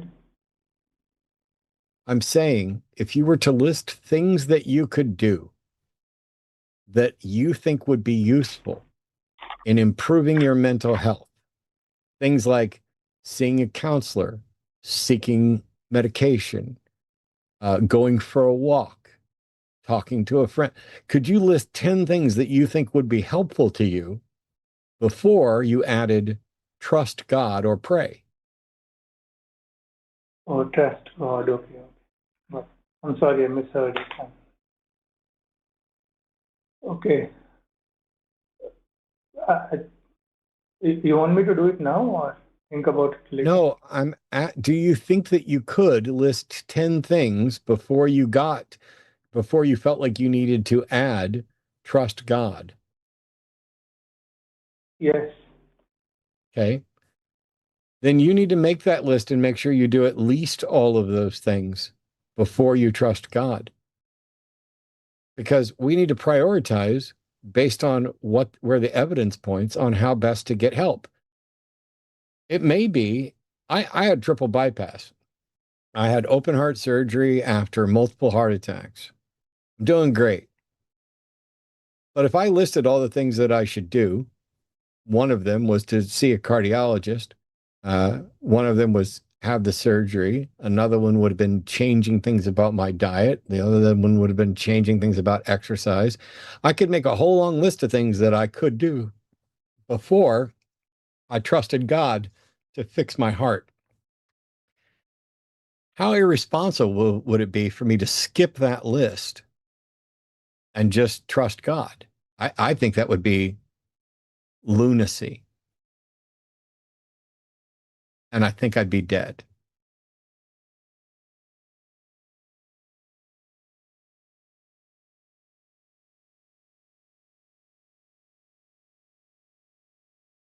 But what about after 10 things? Would you believe in God? Like, I mean, I'm not trying to draw. I'm like, there are I things have which no we cannot reason to control, believe in right? a God. Okay. I'm only going to be able to believe something if there's evidence for it. I don't care if it's, matter of fact, not only do I not care if it's comforting, I would argue that if something is comforting and I don't have evidence for it, that is incredible evidence that something is incredibly wrong in my brain. That is clearly irrational. For me to say, this brings me comfort, even though I don't think it's real. And I'm not saying that that can't be the case. For example, I have some friends who, well, I don't have to go to friends. Let's go to me. This week, the new Spider-Man movie comes out. I don't get to go see it this week. I've been desperately trying to dodge spoilers because some people saw it early. Seeing the movie on opening day provides me comfort because then people don't ruin shit as much for me. But I'm going to have to wait until next Tuesday to see it. I really like the Marvel cinematic universe and Marvel stuff in general. None of the characters in there are real, but they bring me comfort. I'm not being brought comfort by something that isn't real. I'm being brought comfort by real stories that reflect real characteristics of other people. People are good, people are bad, people want to help others. All of that provides me comfort because it is a reflection of what we see. There are people who, for example, are furries. They get some sort of experience, some sort of value out of portraying some sort of fictional furry character. They're not really that. And sorry if actually, I'm not sorry if I offended you. If you think you're really a fox when you're in the fox outfit, you need some help too, but you're probably not hurting anybody. It's possible to get comfort from things that are tied to other things that ultimately aren't true. And so I understand why people would be comforted by the possibility that somebody cares, even if it feels like nobody does care. I can understand why that would be comforting. But if it turns out you're wrong, if it turns out there isn't someone that actually cares, then all that hope did was give you an excuse to not focus on the actual problem. It allowed you to pretend and lie to yourself that you don't have to worry about that when you absolutely do. And I'm not saying this because I don't want to, I'm not trying to stir up your anxiety. You need to get some help for your anxiety. But there are better ways and worse ways of coping with stress, anxiety, depression, grief, trauma, abuse. There are good ways and bad ways of dealing with those. And as somebody who bottled some things up without ever knowing it, figuring out how to handle those things responsibly, getting the tools that you need to rethink how you think is absolutely critical. I genuinely hope that you find a way to get some therapy. Nobody can tell you. You either are going to believe in God for real, or you're going to pretend to believe in God, or you're going to be comforted by it, or you're not. But I don't see how something I don't believe in, like I have no reason to think it's even possible that a God is looking out for me, any more than I think there's a God that wants to hurt me. I don't think anybody's God could give me so much as a hangnail. And the fact that I've been sitting here as a former believer for more than 2 decades, talking mad shit at every God out there, and the closest any of them ever might have got was a failed heart attack. Otherwise, I'm still here. I'm still ticking. I'm still kicking. I got nothing to fear. And it seems like none of these gods are willing to send good defenders of their views. All the good defenders, or all the best defenders, have been so thoroughly beaten down. All of the professional apologists, they're busy interacting with each other and trying to make money teaching other people how to avoid the actual evidence the way they have. And what you've done is you've suffered some trauma, some anxiety. I don't know what all's going on. I don't want to pretend to, and I'm not an expert. But it seems like instead of getting good help or not having the opportunity to get good help, I don't know, maybe you don't have any hope or any opportunity to get good help. It seems like you're just trusting whatever somebody suggested might make you not have to focus on the problem. And I will say that I know you don't realize this. I know it's not intentional. I know there's a delay on the line. But people in chat noticed, and I've been paying attention. I understand there's difficulties with the tech, but you have interrupted me perhaps not once in the entire time that I've been sitting here giving you a miniature sermon. And yet you repeatedly interrupted thinker. I'd look into that as well. Don't get me wrong. I'm the king of interrupting, but I'm an equal opportunity offender, I would say. I think there may be some baggage related to interacting with certain types of people compared to certain other types of people. I'm not saying that you're misogynistic or racist or bigoted. We don't know. But we all observed where you're more comfortable interjecting and interrupting and where you're not. And I think that along with the anxiety, is something you should probably talk to a counselor about.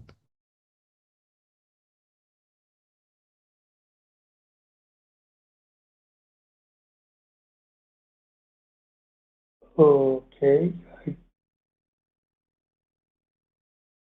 Uh, so I didn't interrupt you because by that time, I think most of the conversation with Thinker was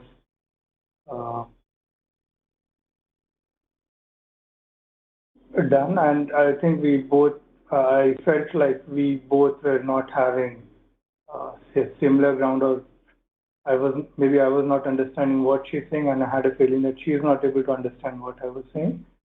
But for you, I think I don't know. I felt like you did. Hey, Raj, you should stop. Not like I'm going to interrupt you now. You should stop.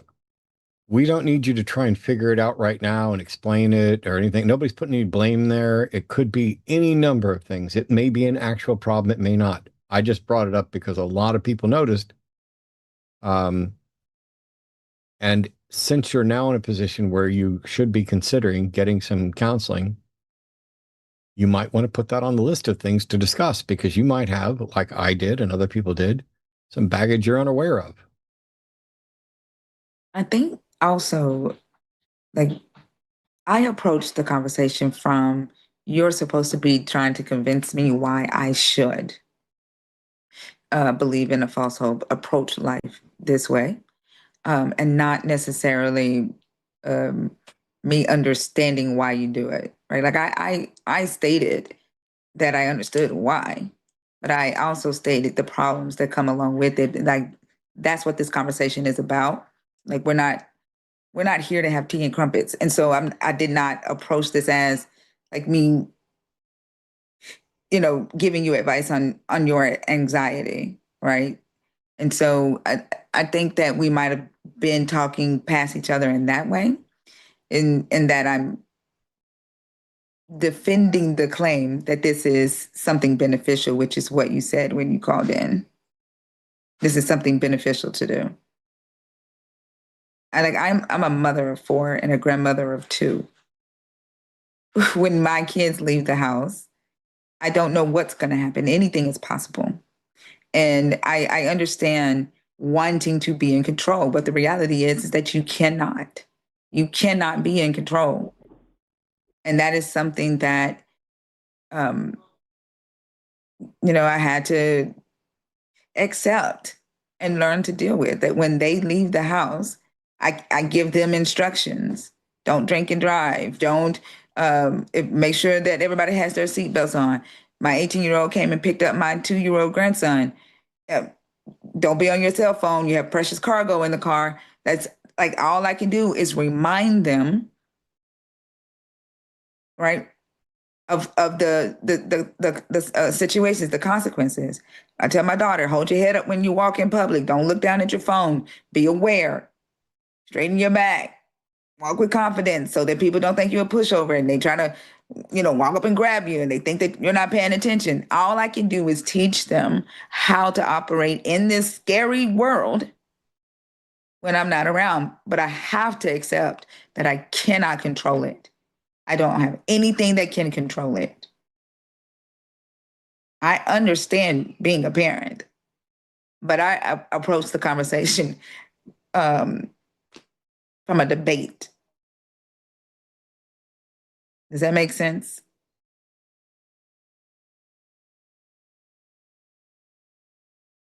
Yeah, okay. So I get that, and but I was thinking more like we are having a discussion than a debate. Okay, fine. But I didn't have any misogynist feeling, which you guys are saying that.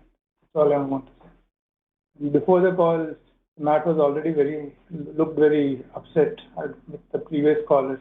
So I thought it's a wise idea not to interrupt him also. I don't know what it is, but that could have been one of the reasons. But thanks for the advice. Can I cut you off? I'm sorry, what you said? Can you what? I mean, I think we had a decent discussion. So it's very Okay. early morning in India. I need to go to office also. Yeah. Well, thank you so much for calling in. I don't know if Matt has anything else he wants to say to you. Nope. Thanks, Matt. Thanks. Yeah. You're welcome. Good luck. Yeah. I'd recommend reaching out to recoveringfromreligion.org and psychotherapy, although you're in India and I don't know what the limits on that would be. I do want to say there's somebody in chat who just typed in, Matt, you cuckold. Could you call in? And I don't know what cuckold means. Could you call in and explain to me? Thanks. All right, I'm gonna hop in. Oops, sorry, hold on. My audio doubled up because I'm in the screener. Hold on, give me a second. Almost ready. Okay, so I wanted to hop in and talk to you guys really quickly about LionCon coming up this Saturday. We've got a LionCon at the usual time, 3 p.m. Central Time. And we're going to have 3 people there this weekend, including Thinker. So I hopefully you're aware of that, and Javi's not just sprung that on. Okay. Yeah, sprung that on you right now. I was like, oh my god, that would be horrible.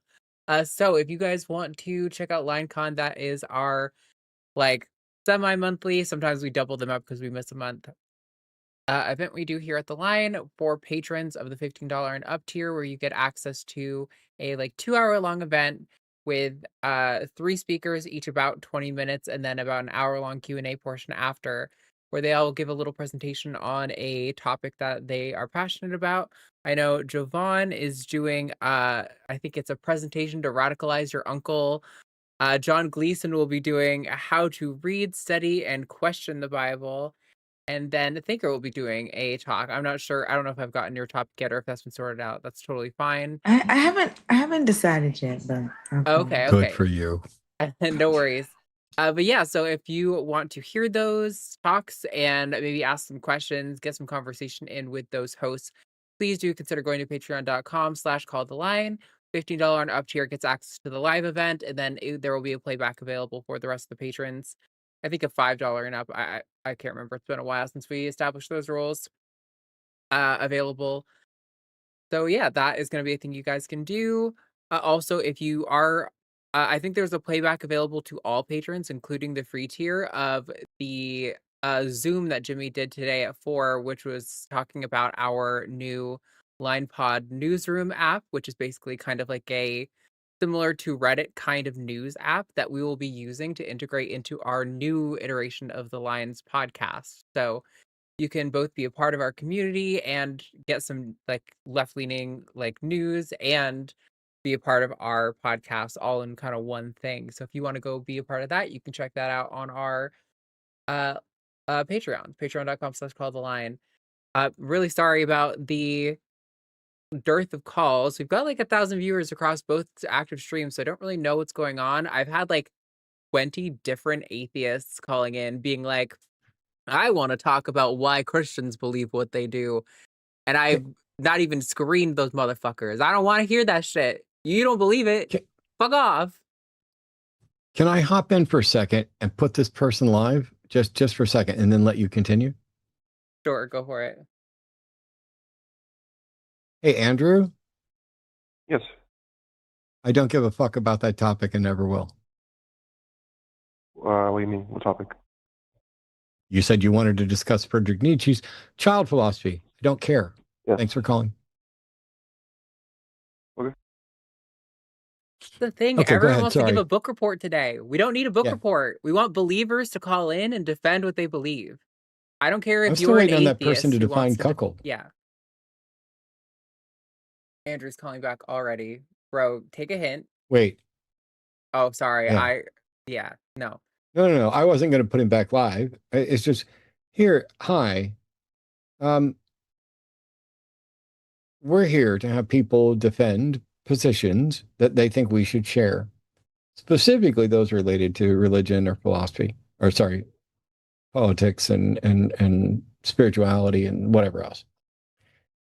If you want to call in and give a book report on what you thought about Nietzsche's idea to kill God in your mind, no. Call some other show. I have zero interest. I don't even have interest in Nietzsche's thoughts on it, let alone your thoughts on Nietzsche's thoughts on it. People are going to need to figure this out. I know that I've only been doing this for 22, 23 years. I don't care to ever have a conversation where I sit around and wax philosophical about what some person happened to say.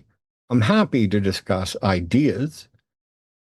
I am never, ever impressed by anyone dropping a name, giving a book report, telling me what they've learned, speculating. None of that is of any interest to me. I'm a philosophy geek in the sense of I care about epistemology, interesting thought experiments, things that can teach us stuff, but not, ooh, here's what Nietzsche said. Here's what so-and-so said. I'm probably a bad person for doing that. I'm probably stupid for having that view. I'm probably not truly someone who likes or enjoys philosophy for having that view. But you know what I am? Honest. And I have zero interest in that conversation. So rather than letting somebody stay on hold for all that time, who wants to call in and have a discussion on a show that is absolutely 100% never here to just have a discussion about whatever thing you thought of. I don't even know if we disagree. Like, I'd rather never take a call from people I agree with, or at least not from people wanting to talk about a topic we agree with. We started the thing like that. If you're not calling, a lot of my friends when they're doing live streams. I'm at, I think Justin's live right now and several others. And what a lot of them do, they're like, hi, can you give me your name or your age and pronouns and which topic would you like to discuss? We're taking, calls that, or I forget the exact language that they would use for that, but it's, contentious calls only or whatever. I appreciate the fact that people wanted to have a discussion with me. Hire me. That's not what this is. So is there, and did we get results on that poll? It was like 70% said you did not crash out. So. No. The poll about if there's an honest 4%. Oh. So we're a little under 1,000, and so 4%. Let's see. That's going to be. That means there's about votes. There's 71 people who say yes. I'm an honest theist in chat, willing to defend their views, and there are 0 calls. We have 8 lines open, and that means 70 some odd people flatly lied. And if you're out there and you're, I don't know what type of theist, maybe your type of theism doesn't have a problem with lying. Mine did. When I was a Christian, one thing I'm going to start reminding the Christians of who can't seem to answer yes or no questions is that the Bible says, let your yes be yes and your no be no. And it's just wild.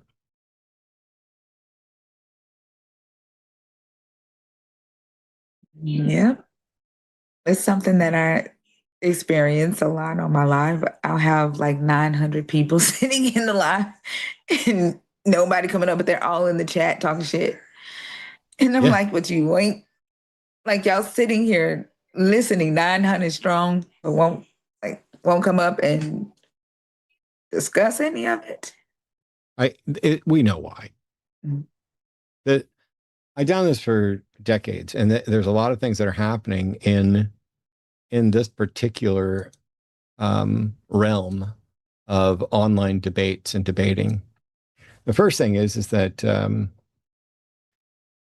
everybody knows that there is no sound argument supported by evidence for a God. There are people who are confused about it, and that's who you're likely going to get calls, because they know that it doesn't fit my criteria. But when we're talking about what's sound epistemology, we get that. The apologists know that they are not going to ever look good sitting down with somebody like you or somebody like me. The people who are doing this as apologists, because they want to get their YouTube money, they want to get their $250,000 down payment for their house. They know that it is not in their best interest to engage honestly with people like you and I, or you and me. So that means that of the apologists, we're going to get the ones that are the most confused, the least rational, and the ones who don't even understand that when you say, do you have evidence for the spirit world? Under no circumstances is it evidence for the spirit world to talk about what somebody said, or that they had a tattoo, or that there's an occult image in a song or a video or a musical. They don't understand the nature of evidence. They don't understand the nature of nature. So then you get the trolls. And by trolls, I don't just mean here's some theists being assholes. I mean atheists being assholes too. We've turned this into not just a sport, but it's all about clicks and attention and amusement. And so if there's a clip that gets 1 million views because somebody's being a douche on it, everybody wins, assuming you're part of the everybody that has been doing this for money. You see, I have 200 and some odd thousand subscribers on my personal channel, which wasn't even monetized until a year and a half ago, when I reached 200,000. And I specifically did not monetize my YouTube channel because I was working for a nonprofit and because I did not want to give anyone the excuse or impression oh, Matt's not serious. He's just in this for the clicks and the money. And it turns out I left, and this is not an exaggeration, millions of dollars out there because YouTube wasn't promoting what I did. I've complained about this before. It was a really bad idea, but it was about integrity. Financially, it was stupid as fuck. But when it comes to, hey, I care about this, it was the right move. Now, when I'm here saying, okay, still care, but I'm going to make a buck too. Now I could take the most ridiculous callers. I could do, like, I love Jovan, but when Jovan gets an obvious troll on there, he just plays with him cat and mouse. And that's why I did the, ooh, what does cuckold mean? I really wish that person would have called in to defend it and tell me what cuckold means, because I think they're wrong. I was watching Jovan this morning and he had somebody on with anti-trans stuff. I think I'm probably just going to do a Wednesday night show where it's just like anti-trans calls only. Just because. But he had a caller, and the caller's like, well, it's about your chromosomes. And Jovan did something that is brilliant because we're dealing with people who don't have a clue. And he was like, which chromosomes make you a woman? And the caller said, XY. And he was like, oh, I'm fine with that. I didn't know I was going to have my gender changed today, but it was great. It is. And then the caller figured out what's going on. He's like, if you're born with a dick, you're a dude. And I'm like, man, this dude spends a lot of time thinking about dicks and dudes and worrying about, excuse me, what are my chromosomes, sir? How did you know? When did you find out? Do you know? And by the way, how did you figure things out before you even knew what chromosomes were? Not you, but your ancestors. They seem to know about, gender. But that doesn't mean, I don't know. We seem to have social constructs that are viable. We had a caller and they ran away. They were obviously a fucking faker. They had this really fake Southern drawl they kept putting on, and they kept, after every single sentence, they would say honey and shug. And they were just, it was the most obviously put on thing ever. So I called them on it, and then they just kind of stuttered for like 30 seconds. And I was like, yeah, okay, goodbye. Yeah. Well, you know what? I'm not going to waste any more of my audience's time. What does the original cuckold mean? It comes from the cuckoo bird because they'll take care of other birds' nests and eggs. That's kind of the result. There's one call coming in now. If it's legit, we'll take it. And if not, we're going to Super Chats, because you know what?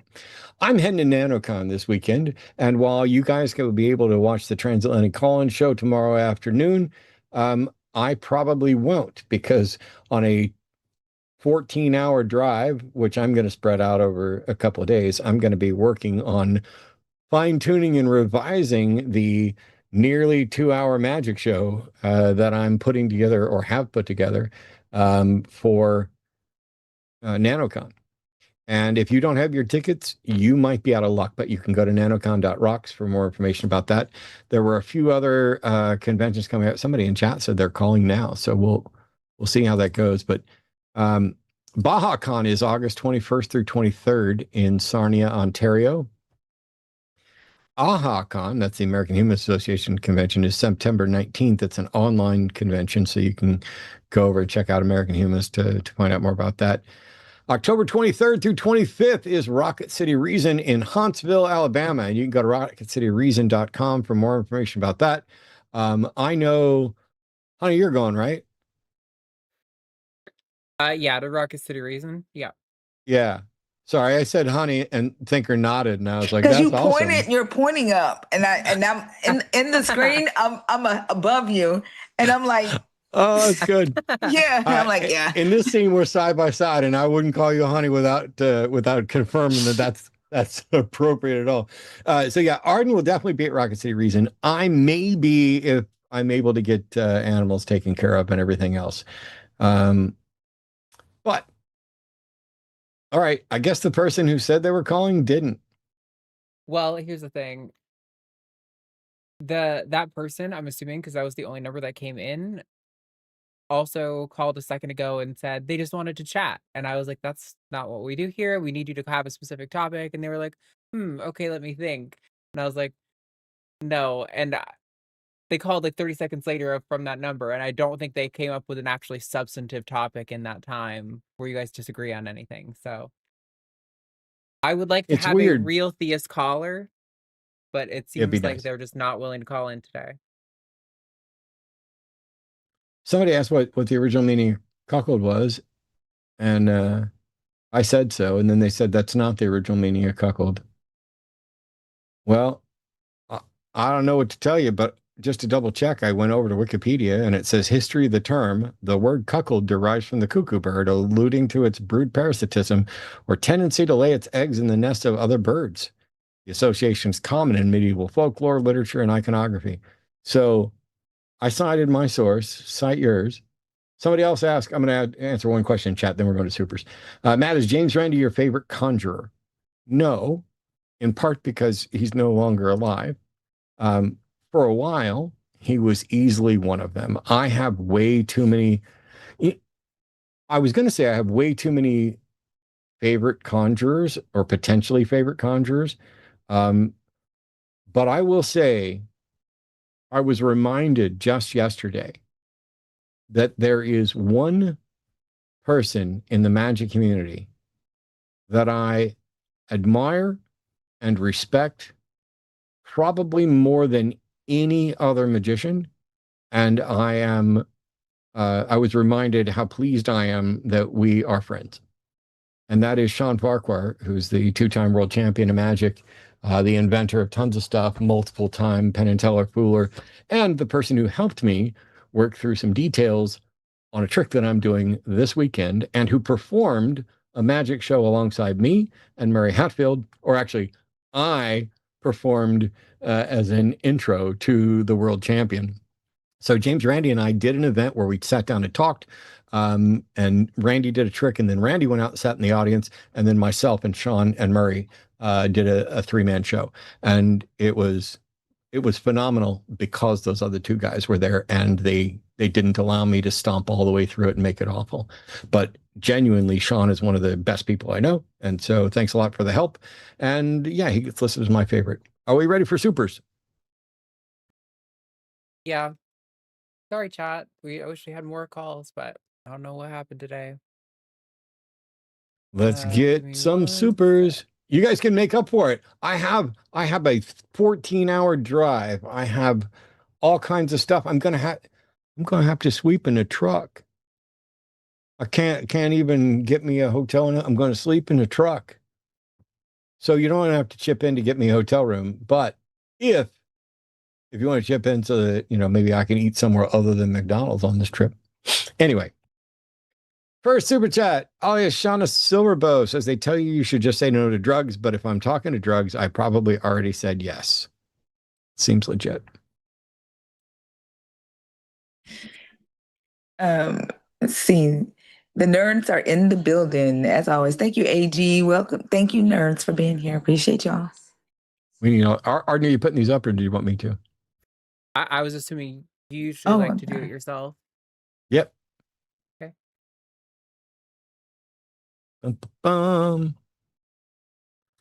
Tonight's snack, homemade Subian dorayaki. You should be extremely jealous because they are the best snack I have ever made. Joshua, I don't know what that is, but I'm so curious. I'm wondering if maybe I should. Oh, it's a Japanese confection consisting of two small pancake-like patties made from castella, wrapped around. I said it like it was Mexican. Wrapped around a filling of sweet azuki bean paste. Sweet.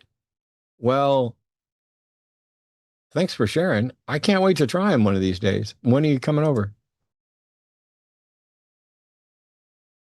For years, I've been sick of stories like so and so totally destroyed by somebody.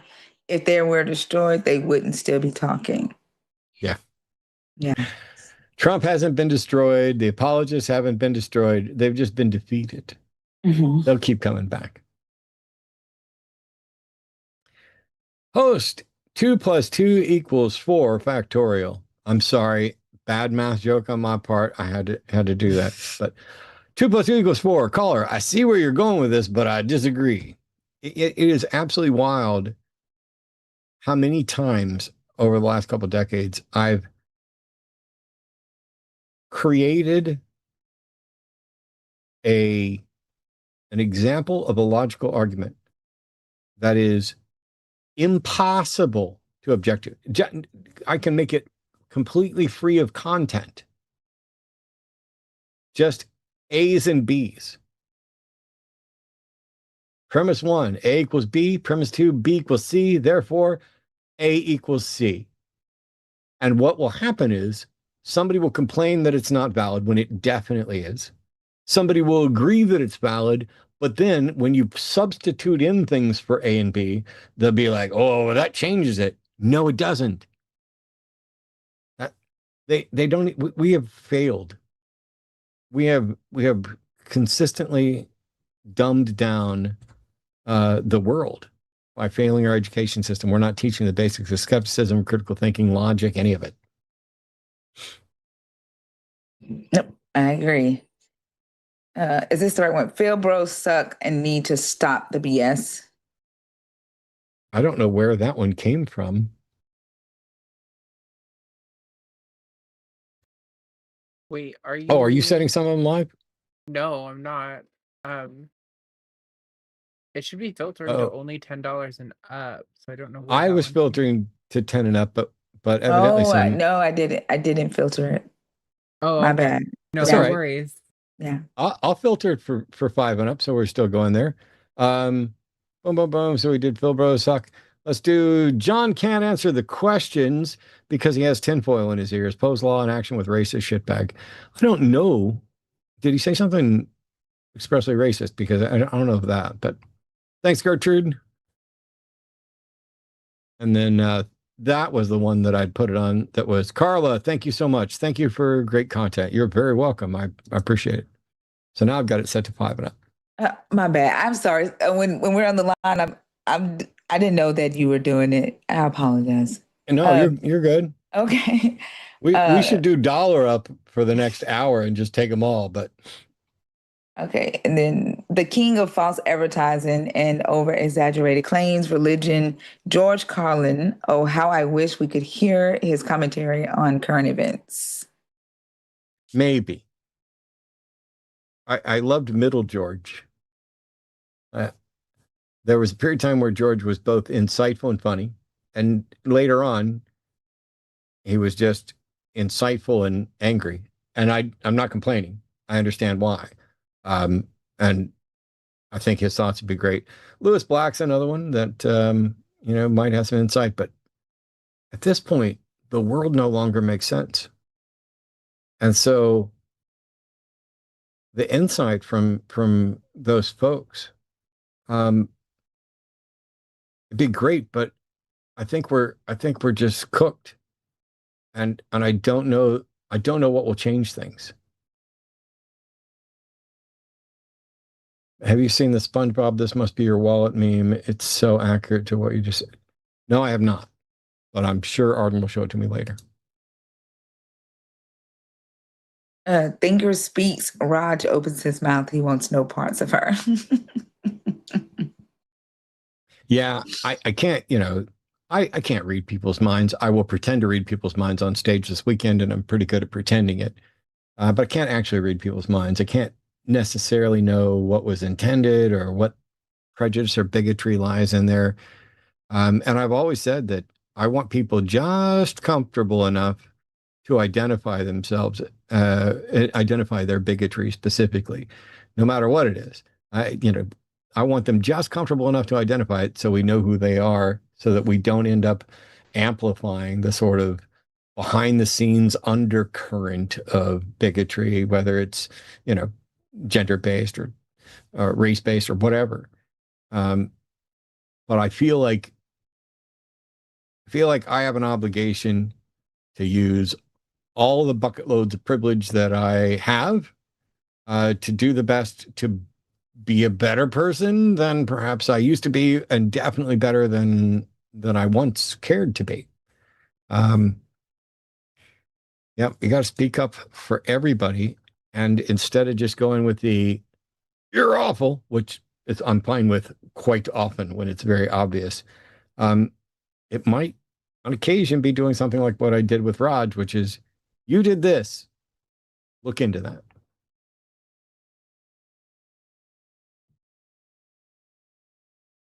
Dropped in but can't stay. I'll watch tomorrow.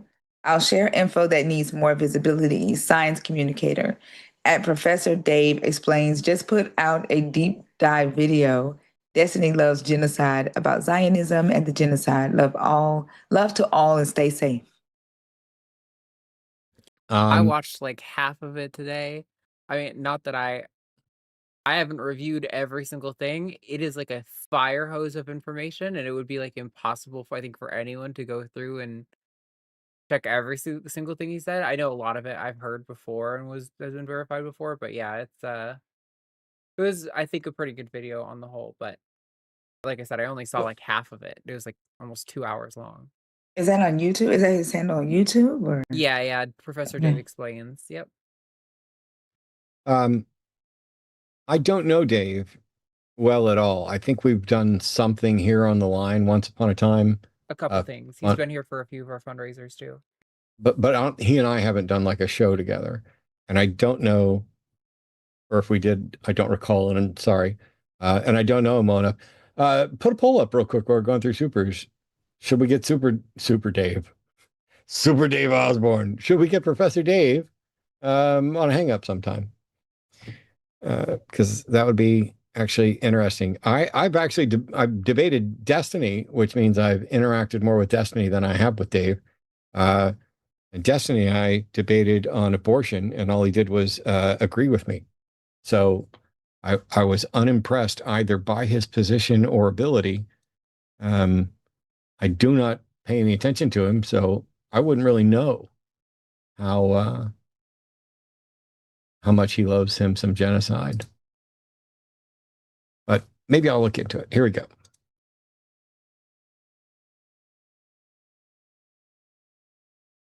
All right. Be safe, Matt. Hope to see you sometime. Thank you very much. Love to everyone at the line. Thank you, the Atheist Mechanic. Always kind and great to see you as well. Oh, this is a hard one. I don't know how to pronounce those. Trans flag, gay flag. We'll go with that. Here's one you can actually read. If you have a P.O. box, I would be happy to send you the next batch of dorayaki I make. I don't have a P.O. box. Would it actually keep, though, in that? We'll figure it out someday, because I like trying new foods. I grew up in a stereotypical meat and potatoes family in the Midwest. Trust me, my relatives can cook. Like, everybody's like, oh, my family can cook. We got this best recipe here. We got the best. Yeah, my family's got some great food, chef quality homemade stuff that's just yummy. However, the number of things that I'd never tried or tasted or considered tasting before I left and joined the Navy is staggering. Completely unaware of things. And that goes for everything from we never ate Chinese food, never ate Japanese food, never ate Korean food, never really ate fish, never ate I don't know. And now I'll eat anything. I will try anything after being in the Navy, and Austin has such good food. You can't name a genre of food that Austin doesn't have just a world-class restaurant in that category. Billy Sipes. Oh, thank you so much, man. It's incredibly generous. Get a good dinner on me, Matt. I will do, and it's much appreciated. I won't even pretend I wasn't lobbying for dinner money, since I was.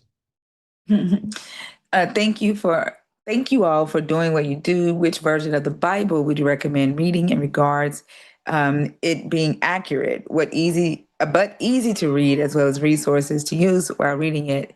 The Bible that I recommend for people who's just not really starting to read and study is the New Revised Standard Updated Edition. Which short is NRSVUE. It's pretty accurate. What do you think? What do you use? I don't even know if it'd show up. Let me check the source here. Nope, I'm not going to be able to get the source up. I've talked before. I use a tool called E-Sword, and you can go to e-sword.net to download it. I think you may be able to get it for free, but it is a utility that I use. You can see it in the latest video that I posted. Oh, but you want to be able to access that video until it goes live to everybody else, unless you're a patron. If you go to patreon.com/atheistdebates, you can see my video on 2 Samuel. It's a tool called E-Sword, and I use it because I have, I don't know, at a rough guess, it looks like 50 different Bible translations there. And also I have Bibles in Greek, Hebrew, and not that I have any expertise, but I want to be able to cross-reference different dictionaries and different Bibles and different terms in them.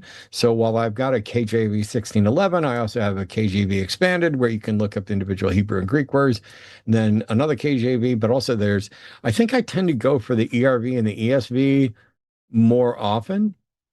I definitely, why is that? Just because it's on the bottom row and it's in plain English, and I'm trying to do a video that can appeal to almost anybody. Mm. And also, I don't have any of the New Revised Standard on this list. But I also don't have NIV because it's copyrighted, and I don't want to pay another $50 to get another copy. I have an NIV sitting somewhere on either side. Anyway, at the end of the day, it doesn't matter. You have no way of knowing how accurate it is to the original or what the original is. And until somebody gives you a way to identify, here's what this verse actually means, and here's how you can know it's true, it's largely irrelevant unless you're engaging with particular believers on something, apart from knowing the nuts and bolts.